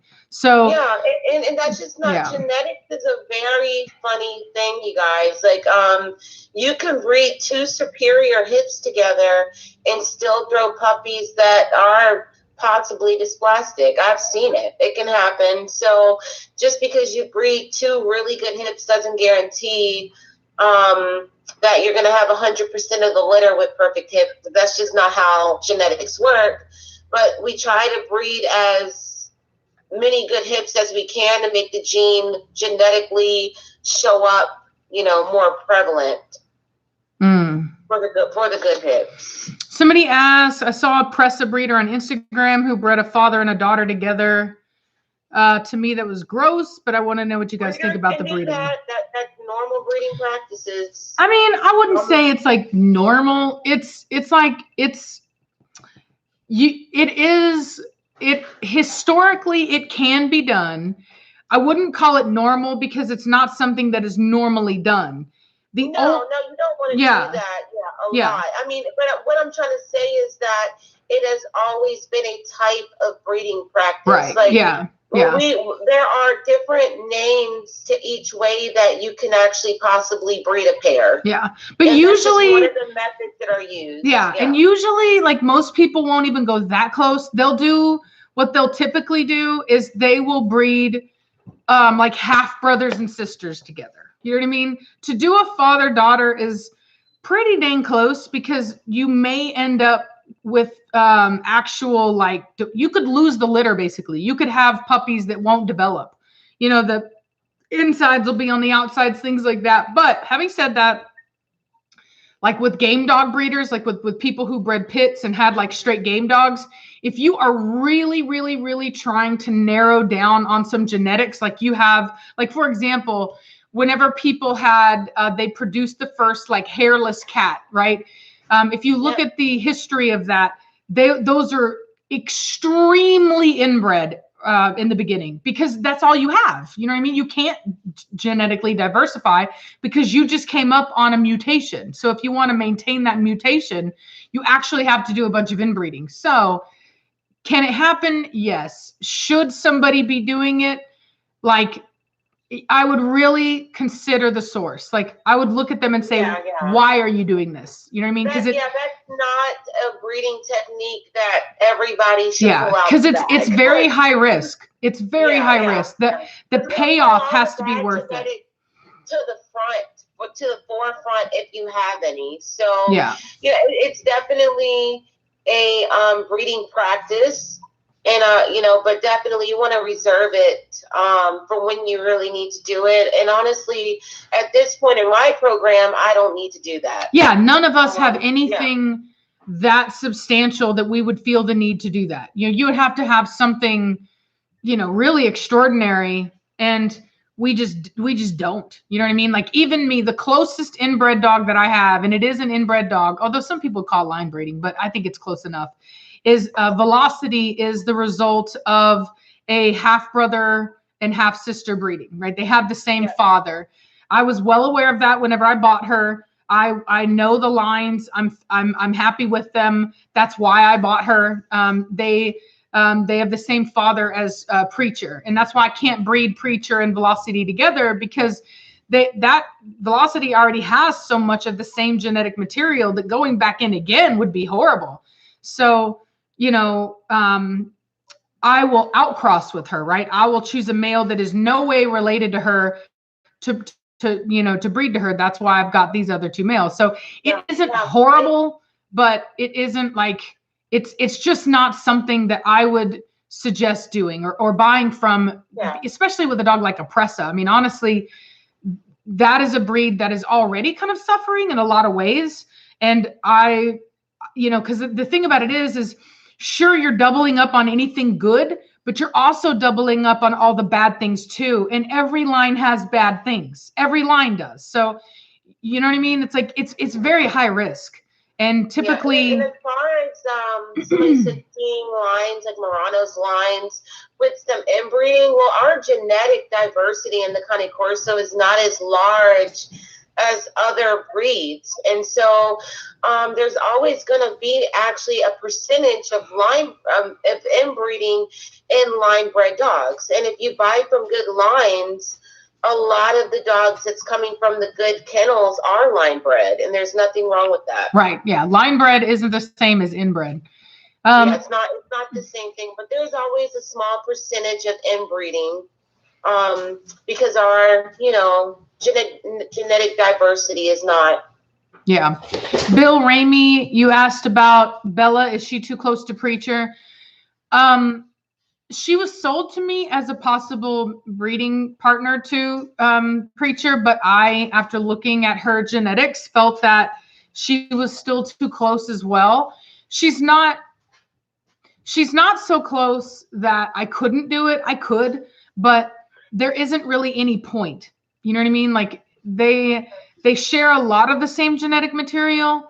It wouldn't be inbreeding. It would be more line breeding.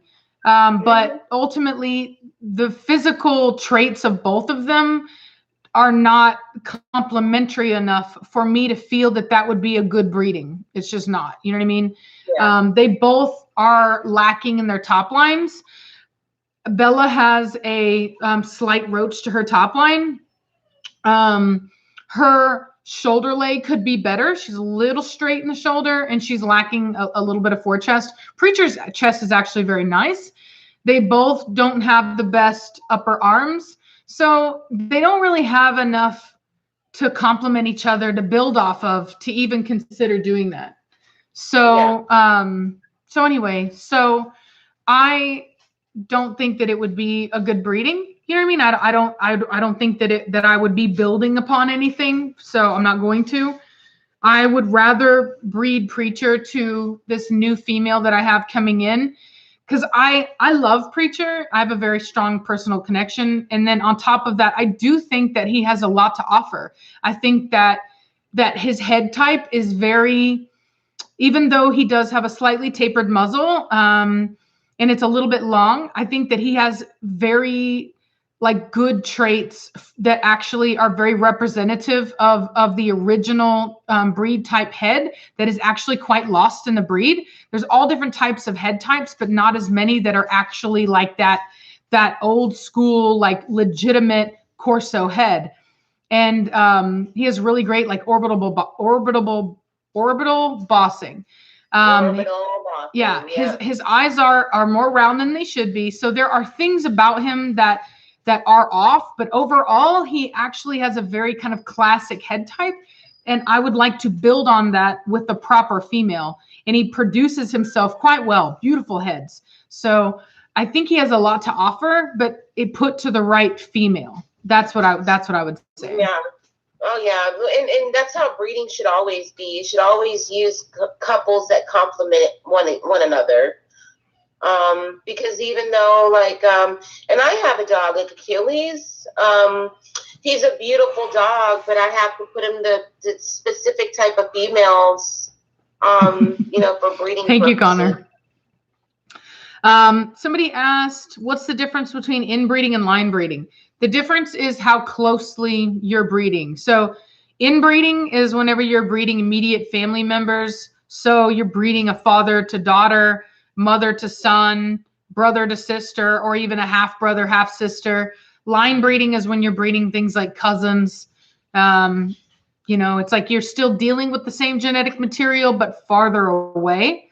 That's the difference. Most dogs, most purebred dogs are line bred to some extent.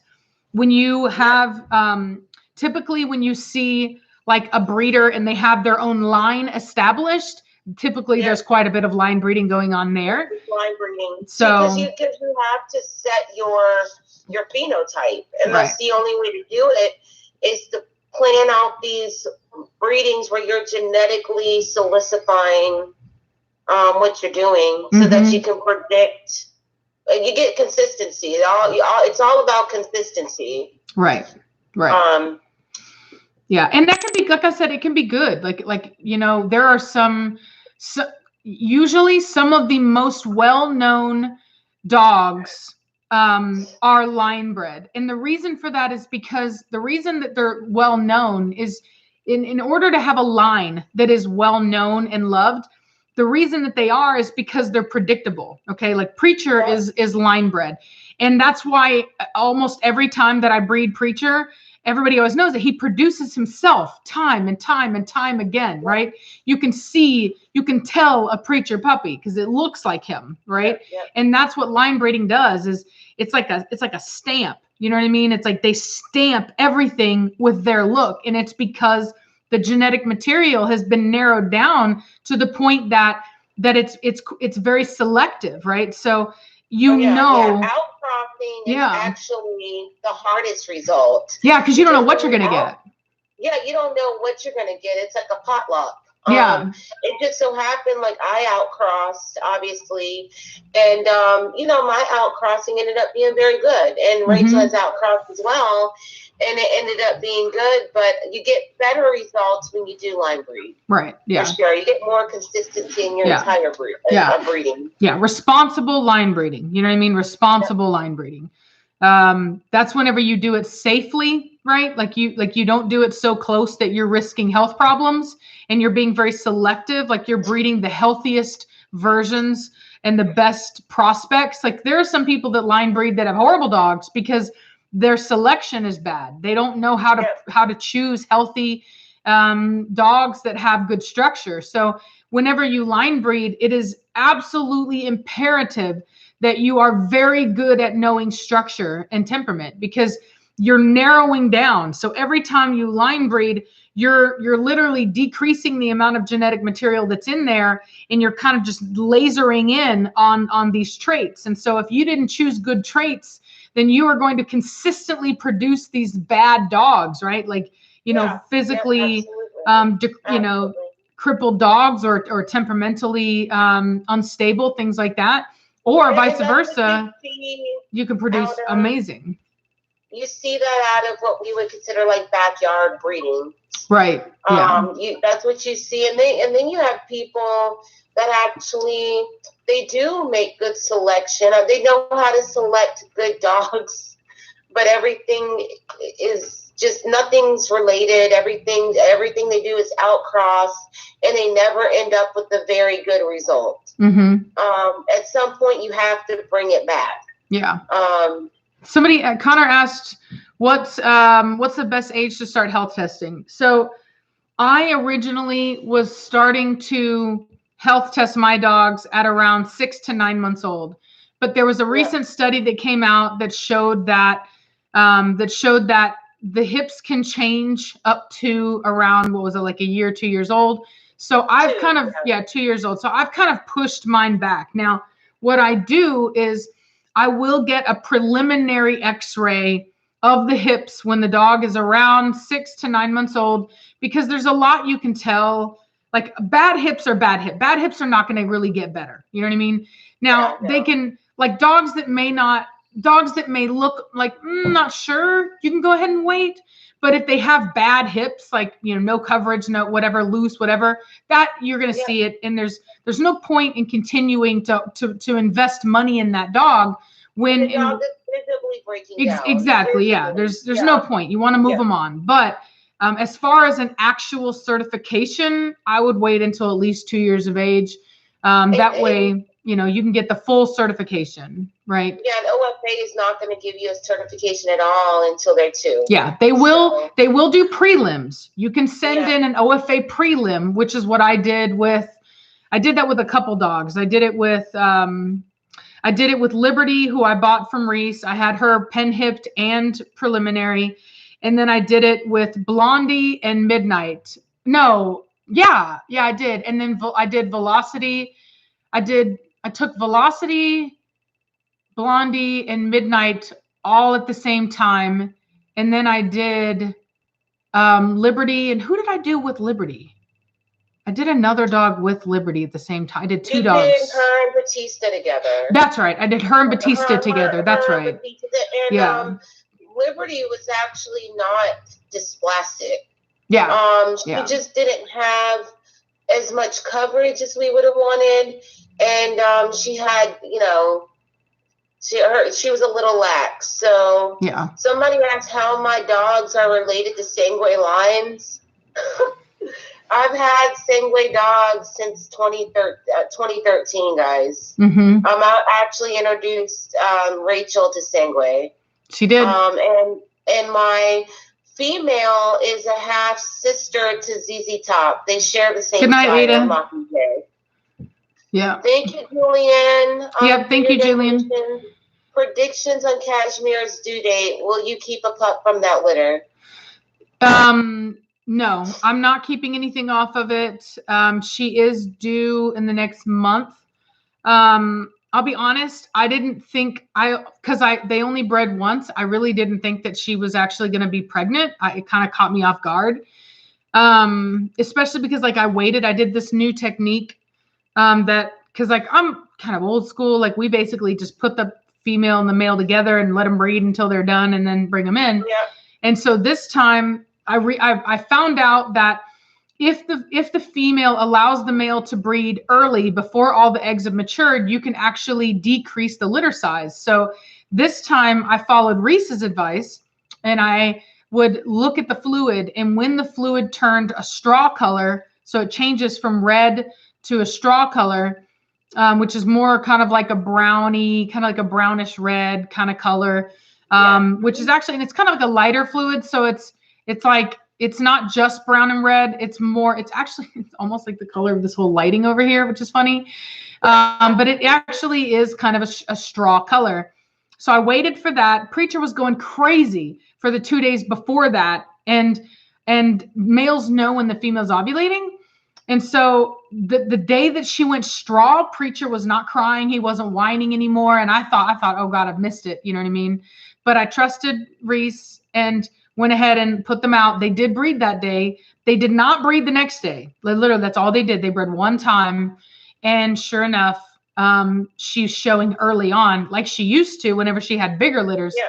So I think that this is going to be a large litter. I could be wrong, but I think it's probably going to be a big litter. And I think that is because of the fact that I went ahead and I did it that way, which I find interesting. Thank you, Shay. Thank you, Shay. Go ahead and read that one. Okay. What are the most misconceptions on the breed in your opinion? Merry Xmas, by the way. Merry Xmas to you too. I would say misconceptions. I would say the biggest misconceptions that I've seen so far are in relation to the history of the breed and the genetics involved in the breed. I see a lot of people bad-mouthing European dogs, claiming like that they're boxers or this and that. And that's probably the biggest thing that I've seen that I find to also be the most damaging, because it's not true. There's been plenty of blood testing done on the dogs. And I think I've only ever seen one blood test come back with any Corso having boxer in it, and it was 10%. And that same dog had like 50% Neapolitan Mastiff, and it even had like 20% pit bull in it. So yeah, you know what I mean? I don't. Which the thing is, we'll go over the history of the breed, and we want to talk about just animals in general as we go when we transition to this new channel that we've just opened. But let me see. Somebody asked, if someone buys a dog for breeding, they take the risk for bad hips, right? Whenever you breed, there is no guarantees in breeding. You can try the very best. You can help best. You can do everything. And genetics, at the end of the day, it's going to do what it's going to do. Yeah. So we just try our best, and we just pray and hope for the best results. But sometimes what you predict is not what you get. So you absolutely, that's always like sometimes like the heartbreak in breeding is that you don't always get what you predict, because genetics is going to do its own thing. Yep. So that's the risk in breeding. Yeah. So there's another example of the kind of comments that I see is say, but the modern Cane Corso is a band dog made into a breed. If you want to see how the ancient Roman war dogs looked, there's still an ancient statue of them. See, that's the kind of propaganda that I'm used to seeing. That's not true. People will take like a picture on the internet of a dog that was never meant to be a representative of that breed, and they'll say, oh, well, this and that. And they don't really know. Like if you actually were in the breed the way that we are, and you've done the time and the research, and you're not just around the world, you're not just parroting what people say, then you'll know that's not true. Yeah, we've talked to many breeders, many people. We've been around the world. Yeah. And we've heard it, and we've just used our common sense, and we've done research, and we put it together. But we will cover this stuff if you hang in there with us. Exactly. And we'll have all our receipts. Yeah. Oh, I mean, I already have. Like I've literally done videos on it.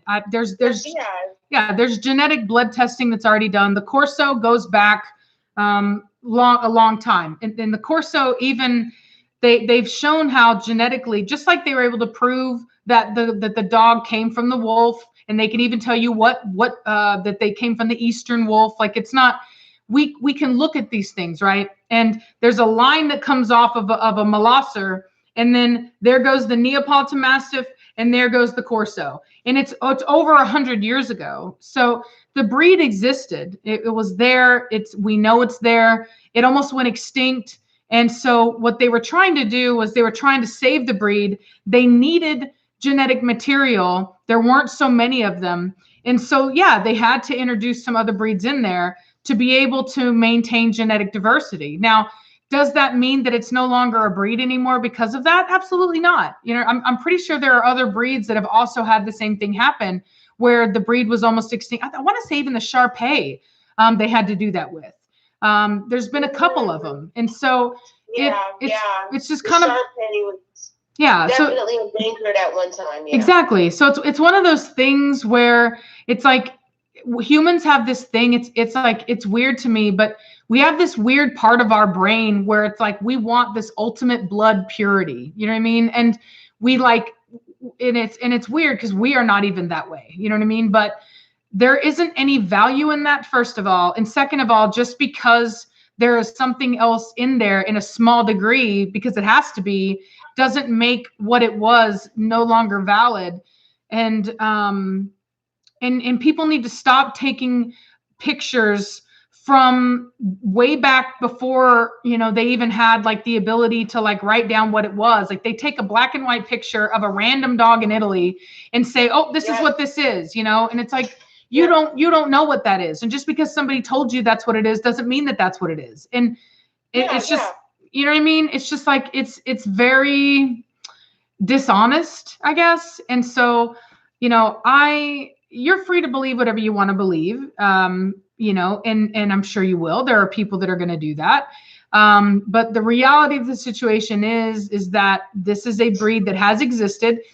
I'll just say this. If it wasn't a breed, then we would not have been able to have had breed type from the very beginning of the breed. The beginning. Yeah, if you go and you look at Marak, which is the female, and I can't remember his name right now. I did a whole video on him, but it's the grandfather of one of the dogs everybody knows, Bazir, right? Dauno, Dauno, was a dog that I think that's Bazir's father. Looked just like Bazir, and he was out of the first breeding. So we wouldn't have, you can't produce type out of mutts. You can't, you know what I mean? It doesn't, type is something that has to be bred for. What we mean by type is it's like a consistent, it's like whenever I breed Preacher and Preacher produces puppies that look just like him. You can't do that when you're just dealing with a mixed breed mutt. You can't produce consistency. Consistency comes from a breed, right? That's what that is. In fact, that's what by definition a breed is. It is consistently breeding the genetic material in such a way that it consistently produces itself in a predictable manner. So if it wasn't a breed, if it was just a band dog, then we would not have been able to have produced type from the very first breeding and onwards. That it just doesn't make any logical sense. And if you are knowledgeable about breeding, you would know that. It's only people that don't understand breeding, don't understand genetics, that fall into that whole, I hear it all the time. It's just a band dog. It's just blah, blah, blah. Now, there is a case for that in some lines. I'm not going to say anything more than that. But when we're talking about the beginning of the breed in Europe, that is not the case. Okay, that is not the case. Yeah. So, and I'll leave it at that. Somebody said they finally caught you on live stream. Hello. I'm gonna say nothing.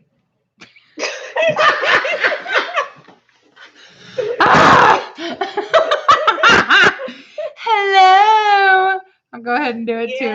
Preacher, you just cut off my light. Go away. Go away. You cut off my light. Go away. No, Cashmere, be quiet. No. Oh yeah, earlier someone mentioned Sangue and Custodianos, and both of those breeders, and they're very close friends, and they work together. So Custodianos and Sangue, they do breedings together at times, or Sangue uses studs from Custodianos. We know the owner of Custodianos. How cool. Nanad. Hey, Nanad. Hey, Nanad, one of my favorite people. You'd be hard pressed to find a more knowledgeable person than the owners. Yes, of Custodianos and Sangue Magnifica. Truly, truly wonderful people that are extremely knowledgeable. More so, like I said, we look up to them. They teach us stuff. They literally do. Very good people. Thank you, Care Bear 9111. Thank you so much for all that you both do. I learn more every day from your channel and about your dogs, breeding, etc. Excited for your new channels too. Thank you so much. You really appreciate it, guys. Preacher, get off my counter, boy. Make sure you hit that notification. And hit the bell. Hit the bell. Like and subscribe. Like and subscribe. If you don't, the next video is going to be a rant. Yeah. Where are you? Why haven't you come? We're going to rant. Yeah. Why don't you love me? Merry Christmas, everyone. Merry Christmas. And I think that we might do something over the break, the Christmas break. You know what we need to do that would be so fun? We should do a countdown to the first. Countdown. Oh. Countdown. We should do a countdown. Countdown. Nobody wants to see the ball. Y'all should see us. Don't look at the ball. Look at us. We'll make it rain puppies. Let me see. What training tips can you give me for training a retired greyhound to do recall? Good luck with that. I mean, I would say you need an e-collar. You really do. I don't have a greyhound, but I've heard about greyhounds. There's this one guy that had this hysterical story. He's in like the UK, and he was walking like, I guess I'm not familiar with the area, but apparently like the queen has her own land and she has her own deer. And there was like a tour going on, and this guy had his greyhound, and I think maybe he dropped the leash or something, and the dog took off after the deer in front of everybody, and it's like chasing the queen's deer. He couldn't get the dog back, and he's like running after his greyhound while it's running after the queen's deer. Oh God! Oh, that was so funny. But greyhounds are notorious, like they're sight hounds. You know what I mean? If they see something, buddy, boom, they take off, and you're gonna have to find a way to kind of break that mental, you know what I mean, that mental fixation. So I would say, you know, you're gonna need something to do that. Whether you use an e-collar is up to you, but that's what I would suggest. Or don't let them off the leash, because a lot of people say you just don't let them off the leash, because that's what they do. They just, same thing with a lot of scent hounds. A lot of scent hounds, same thing. They catch a smell and they're just, boom, they just take off, because that's their job. That's what they do, you know? Yeah, they're doing their job. Yeah. And another one that's real bad about that, there's like a joke they call it. It's like, what do you call a Great Pyrenees off leash? Gone. Because that's what they do. They take off. And yeah. Rachel would know. Hey, I had one of the moderators drop the link for the other channels again, please? I think they tried to. Let me try to do it. Yeah, I think they tried to. Here is here's the Real R&R. Yeah, my dog's mostly, she takes off too. Guys, I had Siberians, you know, and it was crazy. I had dogs opening Quiet doors. down, Belladonna. They're escape artists. They'll open the door and they will just leave. And if you put them in the backyard, they'll go over, through, under. It's crazy. And here's the other one.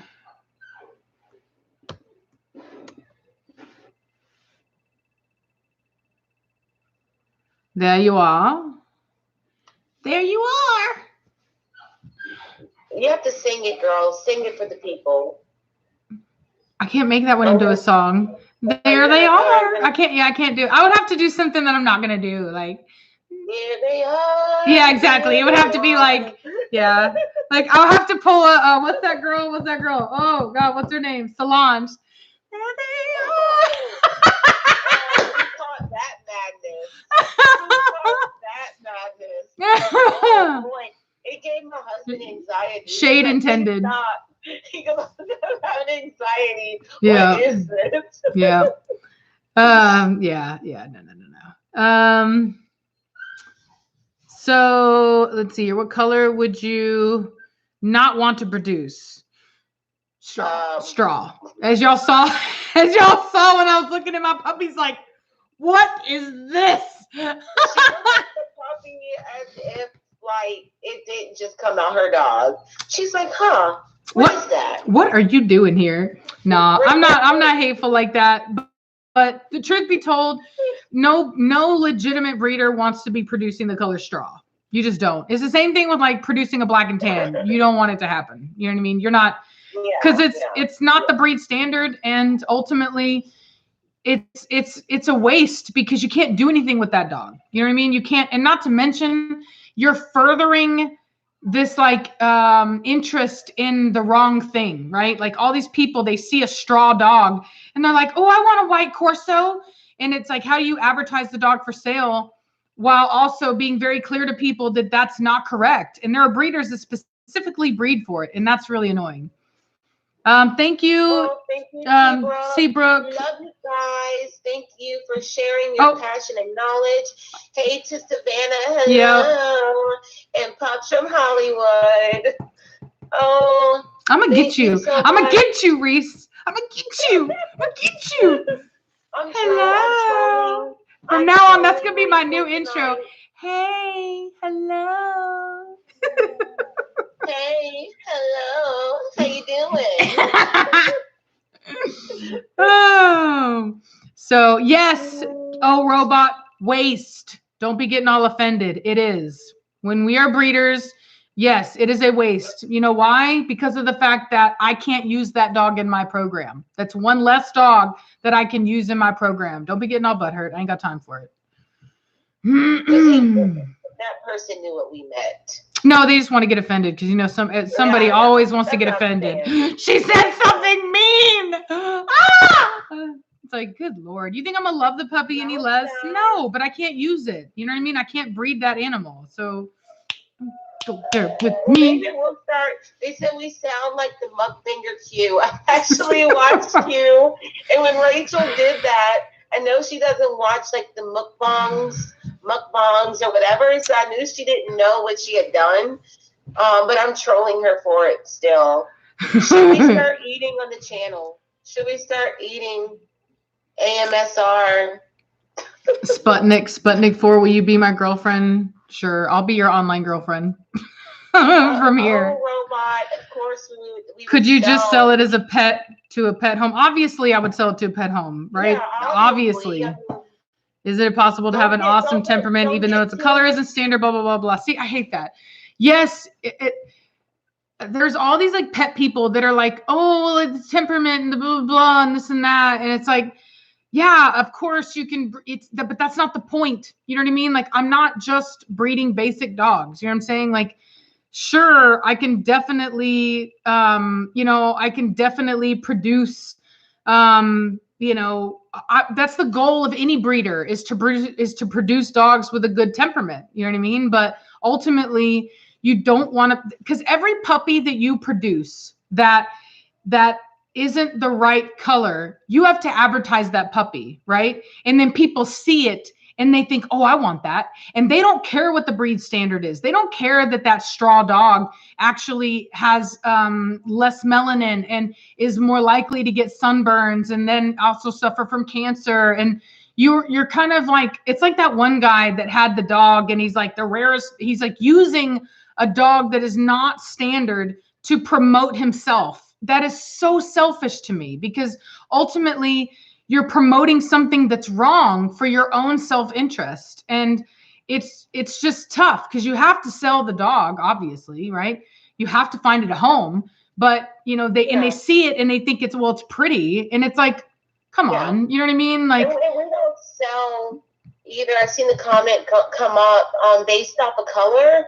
Like, I know for my kennel, it doesn't matter if the dog comes out blue or Mintino, and I know we've been saying that wrong, so Christina, forgive me, or brindle or black. A companion is a companion price. I don't gouge people because I produce some color that's not in the standard or in the standard, but not commonly seen as much. So right. I don't gouge people, and I don't think Rachel does either at all. No. I don't. Prices, prices are what they are. Yeah. I don't ever raise a price on a color that people like because I'm not in it for that, and I never want to be associated with that kind of behavior. You know what I mean? It's just not right. If I have a higher cost, that's because I've invested more into that dog, meaning that dog has probably been championed. That's the only reason why I charge more for a dog. And that's the only legitimate reason to do that. All those breeders you see, like the bulldog breeders or the pit bull breeders that have like their Merle puppies or more, their champagne puppies are more money. That is somebody that is greedy. That's what that is. That's greedy. There's no reason to charge more for a color, period. There's just not. Especially because a lot of those colors actually come with a lot of health problems. That's a really messed up thing. A lot of these breeds, a lot of breeds are old and they have rules set on colors because of the fact that certain colors are known to have issues. And so you don't want to promote colors that can have a lot of health issues. And a lot of these new breeders don't care. And so they just breed for color. And so they're breeding all these recessive genes that in the end cause a lot of people problems, a lot of vet bills. Sick dogs. Yeah, exactly. A lot of sick dogs because they're pretty to look at. I personally, I call it the Kardashian effect. Pretty to look at because their hair is falling out. Yeah, exactly. Exactly. It's like you get this beautiful blue puppy who's blue 6 generations back, and then it hits about 6 months and all the hair starts falling out. Exactly. Yeah, exactly. Oh my God, when I get a champagne pit bull, I rehome it. that was rehomed to me. They tried telling me it was worth $5,000 based off of color. It's so ridiculous. I believe that is ridiculous, unless that dog was titled from the rooter to the tutored and whatever. Like, you know, we priced a breeder, a moral breeder, a good breeder should base their prices only on quality, not color. Yeah. You should be trying to breed quality, healthy animals. I mean, when you focus on color like that, typically those breeders are actually breeding for color. They don't care about structure. So, and structure matters, right? Because structure is what determines the way an animal moves and functions. So if you're not paying any attention to that, the likelihood is that you're going to end up producing animals that are breaking down, right? So, generally the breeders that do it, you have some that sell their puppies for ridiculous pricing, but I have seen it where they do it too low. The pricing is almost too good to be true. Yeah. And you get the color that you want, but you don't get the type that's actually kind of corso, and you don't get the help. Right. Exactly. That you want. So there is too high based off of what that dog actually is and isn't. Yeah. And then there is too low of a price mark. Yeah. So well, and that's typically your backyard breeder with no name, like they don't have any reputation. So they buy some dogs from somebody else, and then they sell them really cheap because they're just trying to get the money and they're trying to sell them quick, you know. And they can do that. There's no law. There's no rule for the amount of money that you can sell a dog for. Right. So they can do that. It's just the buyer has to be educated, and they have to do their research, and they have to realize that maybe some buyers are okay with that. Yeah. They're okay with spending $10,000 on a dog based off of the color. But if you're smart, you pick the healthy dog with the good temperament. And I'll add to that I also think that it's irresponsible of the owner too, because basically, like when somebody comes to me, and I get this all the time, do you have any blue puppies available? It annoys me for many reasons. One is that you're showing me that you don't understand that temperament matters, that you are the type of person that would just strictly buy a dog off color. And that tells me that you're probably, if you're that shallow about how you pick your dog, then you're probably that shallow in other areas of your life. Like if the dog annoys you, if it does something that you don't like, maybe it's harder to potty train than you thought, or maybe you get a new girlfriend and she doesn't like dogs, you're going to be that quick to get rid of the dog. You know what I mean? Like that kind of behavior is symptomatic of other things. Yeah. And I don't want to sell dogs to people like that. So when you have a breeder that has a price so high that only certain people can afford it, and the only people that can afford it are the people that are just looking for that, like they only care about the look.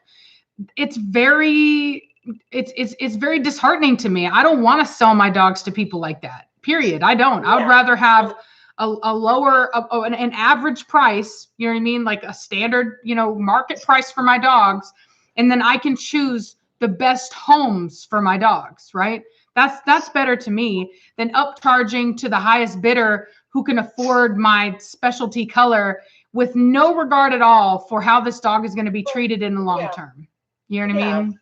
Health and temperament and all of that stuff and treatment. Thank you, Poet A Solo at Citatipo. Yes, thank you. Thank you from here in the UK. Hi, hello. She's going to keep getting me on that. I keep getting triggered. I keep making that face. Pomskis are overpriced, and I don't believe that. I mean, I wouldn't personally have one.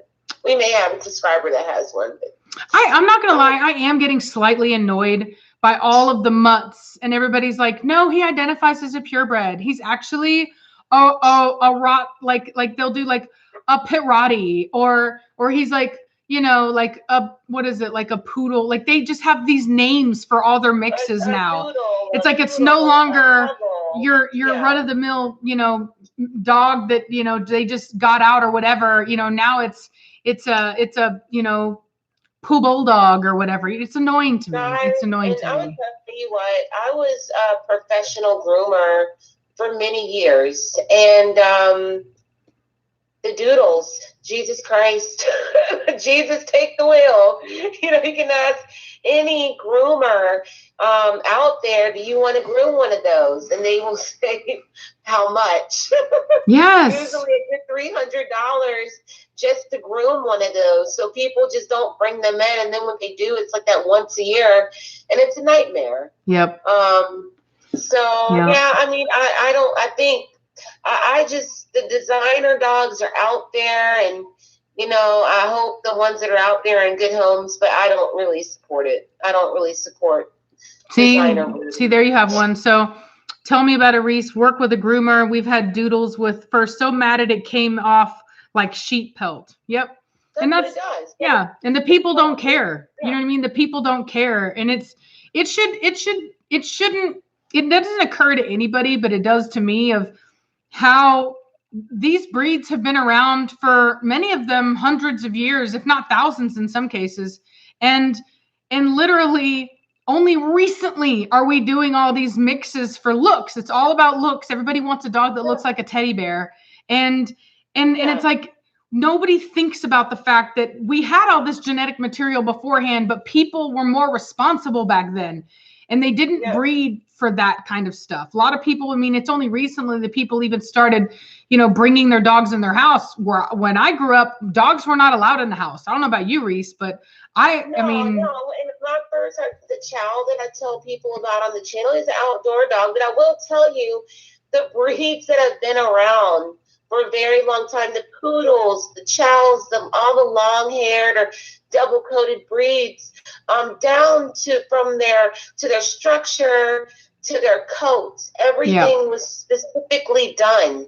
And so when you do these designer breeds, it's irresponsible. It's not specifically done, and they're producing these coats and temperaments and health issues that are unnecessary. Yeah, and on top of it, it fuels backyard. It fuels the shelter crisis, because instead of focusing on spaying and neutering all of the mixed breed dogs that we have and getting a legitimate amount of dogs, like a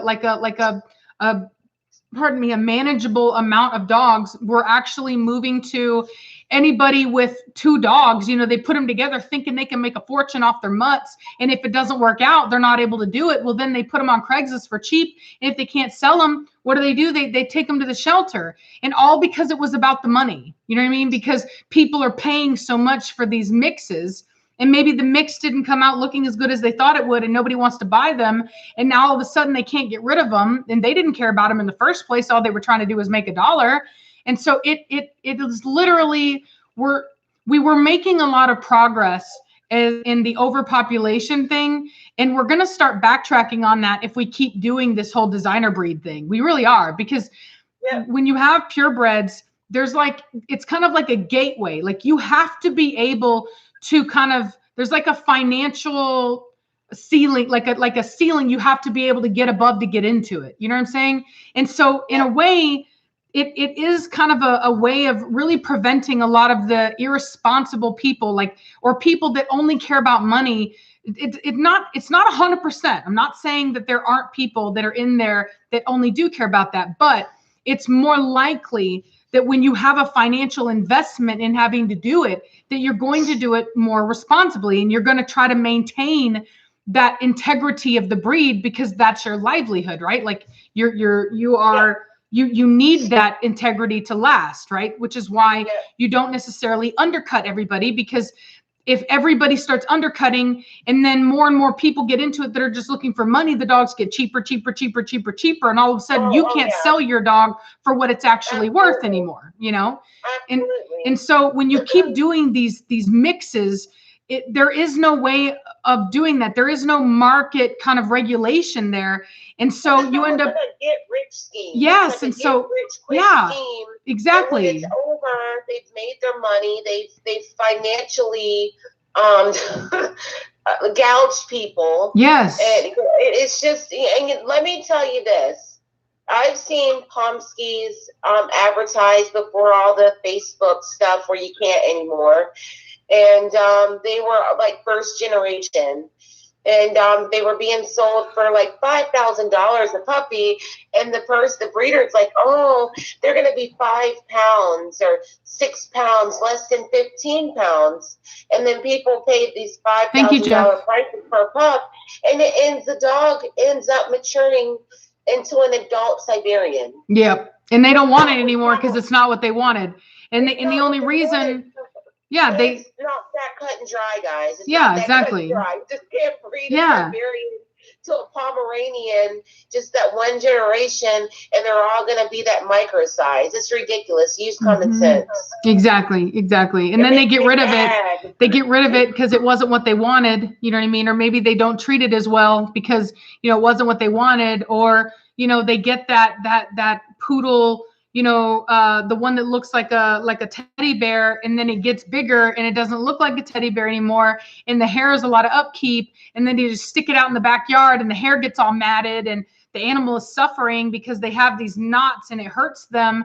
And the fleas, you can't even correctly get the fleas off of them because they're all up underneath that matted fur and everything. And you take them to the breeder, and then you want the breeder to charge you under $50 to groom your matted, flea-infested, dirty dog. I have groomed dogs like doodles that had mats over their rectums. Yeah. And they defecated in the mat. Okay. And then the person is mad because I had to charge them for so many minutes that I spent dematting and shaving it off. And then they're mad when their dog has irritation, and they think they could cut their dog or too rough with their dog, and it's from the mats. Okay. Yep. So, yeah, I'm sorry for that rant, but no, it's absolutely true. Yeah, it's absolutely true. Much when you're a groomer, and it's crazy, and people are just not practical. And it's honestly, to be honest with you, it's neglect. It's 100% neglect. People think it's okay. They think, oh, well, I'll let it go so far, and then I'll take it in, and I'll have these people fix it, you know. And it's so irresponsible. It really is. If you're gonna get a long-haired dog, and you're gonna, you know, get one of these dogs that have the hair like that, then you need to be sitting there brushing the dog out every day. You know, making sure that it's not matting up, making sure it stays nice and short and exactly. They buy these doodles or whatever have yous, and then they just think that they don't have to bear any responsibility or maintenance on the dog. And on those types of dogs, it's the highest maintenance, and it's very expensive. You pay $5,000 for a dog that every time it goes at the minimum has a $180 grooming bill. And a lot of people just won't do it. Of course, I've had good clients that were willing to do it, but most are not willing. They just want to come in once a year. Somebody asked, have I ever had clients who cried because they shaved their dog too short? Of course. Or they don't want to pay for it because I clipped the dog too short, and they. Hi, Connor. The funniest one is when they bring you pictures, Rachel, and they'll show you like a show dog, like a groomed show dog. And they'll bring the little matted, dirty dog in, and they'll say, I want this haircut, this style. And somehow I'm supposed to have a magic wand and do that. And the breeders out there know what I'm talking about. And it's so felted that you have to cut them with a 10 just to get the mats loose. Yep. It's ridiculous. Breeders on here know what I'm talking about. You mean groomers? Yes, I have complained to the clients. I have reported people before too. Yeah. Thank you, Jacubanito. Thank you, Stevens. Greetings, ladies. Thank you for the education and creating educated future owners. Absolutely. You're welcome. You're welcome. What can I say except you're welcome? Look at you, little miss singing, little miss tunes. Thank you, Mary Elizabeth, for being a new subscriber. We need all of our subscribers. I don't recommend shaving long-haired dogs. There's been some evidence to show that it actually is worse for them. Double-coated breeds do never shave. It's the double-coated. Yeah. So if you have a double-coated breed, you never want to shave or clip that breed. It is very, very bad for the coat. And the double coat actually cools and heats. So don't do it to your double coated breeds. And if you do have a double coated breed, like I'm trying to think of some double coated ones. I can't think off the top of my head. Like a Chow. Chow, Siberian, I think Bouvier may. Make sure that you just brush that dog weekly. It doesn't hurt to brush your dog for 5 minutes a week. Yep. It helps a lot and keep the coat clear from debris and heavy dirts. Clip the nails, though. You can clip the nails and you can trim the hair in between the paw pads, but do not shave the dogs. Do not clip the dogs' main bodies. Because they've shown that the hair actually, the breeze and stuff goes through the hair, and when you cut all that off, it's just like a hot coat. You know what I mean? It just and they sunburn because a lot of the times those breeds, actually like the Siberians, they have pink skin.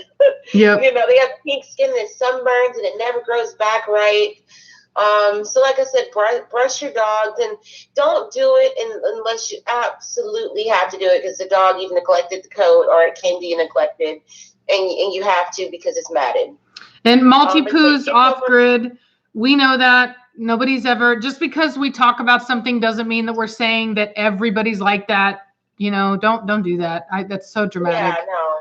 Don't it's start. So dramatic. We don't want no drama. Seriously. We don't want it. Yeah, if you want to be offended, go somewhere else. We won't tolerate it. We don't care.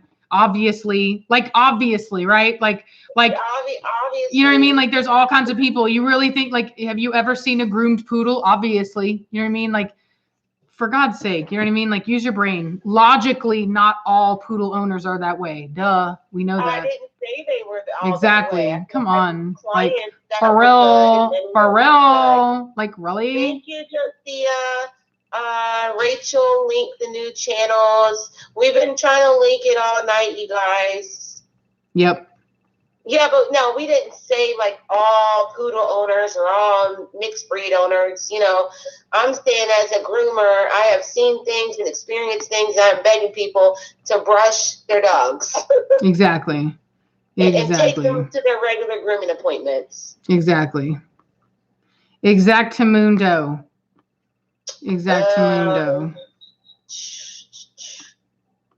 So, I know masks are standard, but do black and some darker brindle dogs show their mask? They absolutely do. So if you have a brindle dog, if you look very close, if the dog has a mask, because some don't, some brindle in our breed don't, but you should see that there's no brindling through the face, and that when you see that, that's the mask.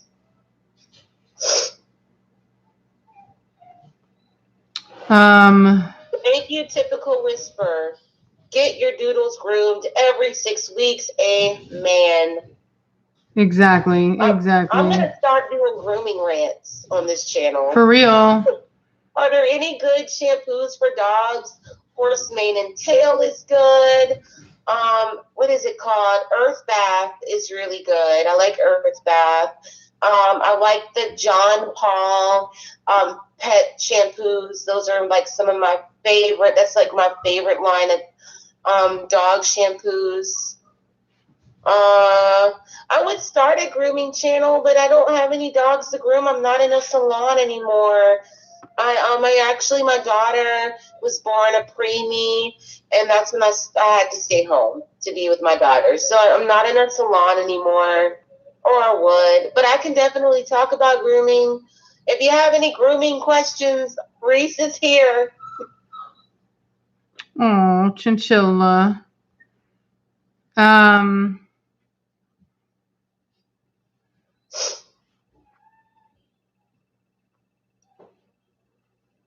Let me see here. Can we talk about how to approach a friend about their aggressive when excited dog? I mean, I think we have kind of talked about that. You know, I mean, reality is that there really isn't there really isn't too much you can do about that. You know what I mean? I mean, you can, I mean, for me, whenever I do that, like, this is how I'll approach somebody. I'll say, look, I want to be able to say something to you that I feel is important, but I want to make sure that you understand that I am not trying to offend you. I'm not angry. I'm not trying to hurt your feelings. I simply want to try to help. You know, I will kind of make sure that I kind of put that out there first, kind of like lay the groundwork so that they understand, and just be like, you know, look, I really care about you. I just want to try to, you know, help you. And just be like, look, this is like sensitive, and I, you know, I don't like, you know, I really just don't want to create friction between us, you know, and just start it off like that. And then say, you know, I don't know if you noticed or not, but, you know, when your dog gets excited, they have a tendency to get aggressive, you know, and, you know, and just say, I don't, you know, like, I don't want your dog to have to be, you know, put down, or I don't want anything bad to happen. So I really want to be able to say this to you without you really, you know, without it becoming a problem.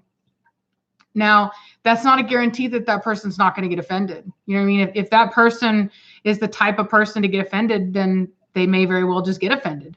But yeah, if you come at them from a good place, they may get upset or offended, but then maybe they'll think about it. Yeah. And maybe they'll evaluate. I mean, you definitely open the door for them to evaluate their dog and decide what they need to do to, you know, train their dog up. And one of the tips that I can give you that you could absolutely do is when you visit, don't acknowledge the dog. If it's excited and the excitement turns into aggression, when you walk through, don't look down at the dog, don't pet the dog until the dog has settled. Mm-hmm. Mm-hmm. Yep, very true. Very true. Somebody asked if it's okay to declaw a dog. Absolutely not. That's cruelty. You don't declaw dogs. I don't even know I don't know that anybody even does that. I've never even heard of that. A vet that would even do that, and then it would severely be horrible. If your dog is getting hot spots, definitely evaluate the diet that you're feeding your dog. And then there's this really good shampoo that Rachel told me about that's medicated. It's really good, and we'll share it the next time because it's getting late. Yeah. Somebody asked about cropping. My mom doesn't want me to crop ears, but if you were buying a dog, I won't let somebody buy a dog from me that isn't cropped. So, you know, if I see that they don't want cropped, then I won't even call them. So, yeah. Reese, how do you get into grooming? Do you need experience? So you can look up programs. There are programs throughout the United States where you can actually go on a campus, and it's like college. But it's like a program, and it lasts for like maybe 6 months, maybe a year, maybe longer, just depending on if you want to become a master groomer. And then I know that there are corporate salons, which I never worked in a corporate salons, but they have programs as well.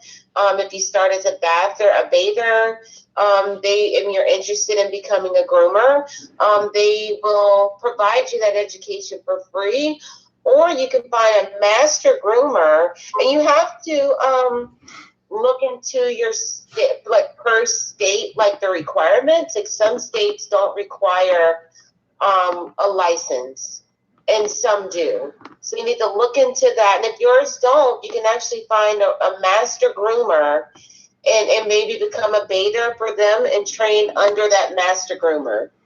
There's that shampoo. It's a shampoo, girl, that one that you used on Preacher's face and you told me about. Yep. I don't feel like going to get it, but I will the next time. Let me see here. Hold on, the link was too long for me to post. Let me, why is it so long? Grooming is an excellent career. I mean, it's fun if you love animals and you want to see I like the transformation. Here you That's go. what I love about it, because I'm an artist and I really enjoy the transformation. There you go. Oh, yeah, there it is. That's some good stuff. That is some real good stuff.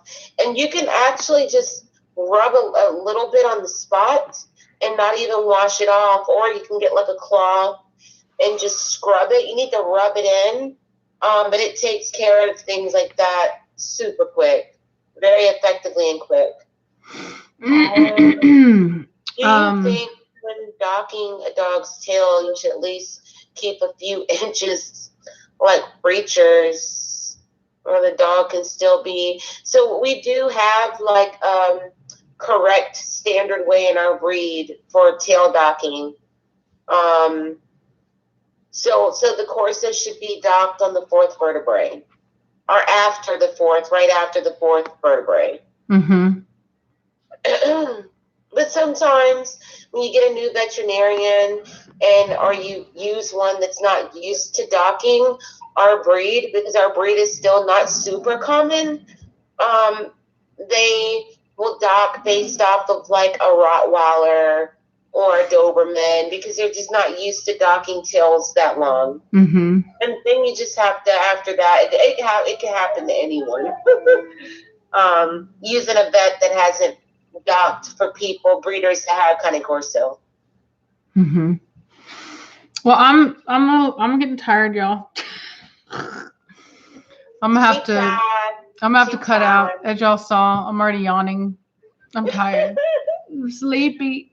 Well, guys, we will catch y'all. We will catch y'all on another live stream.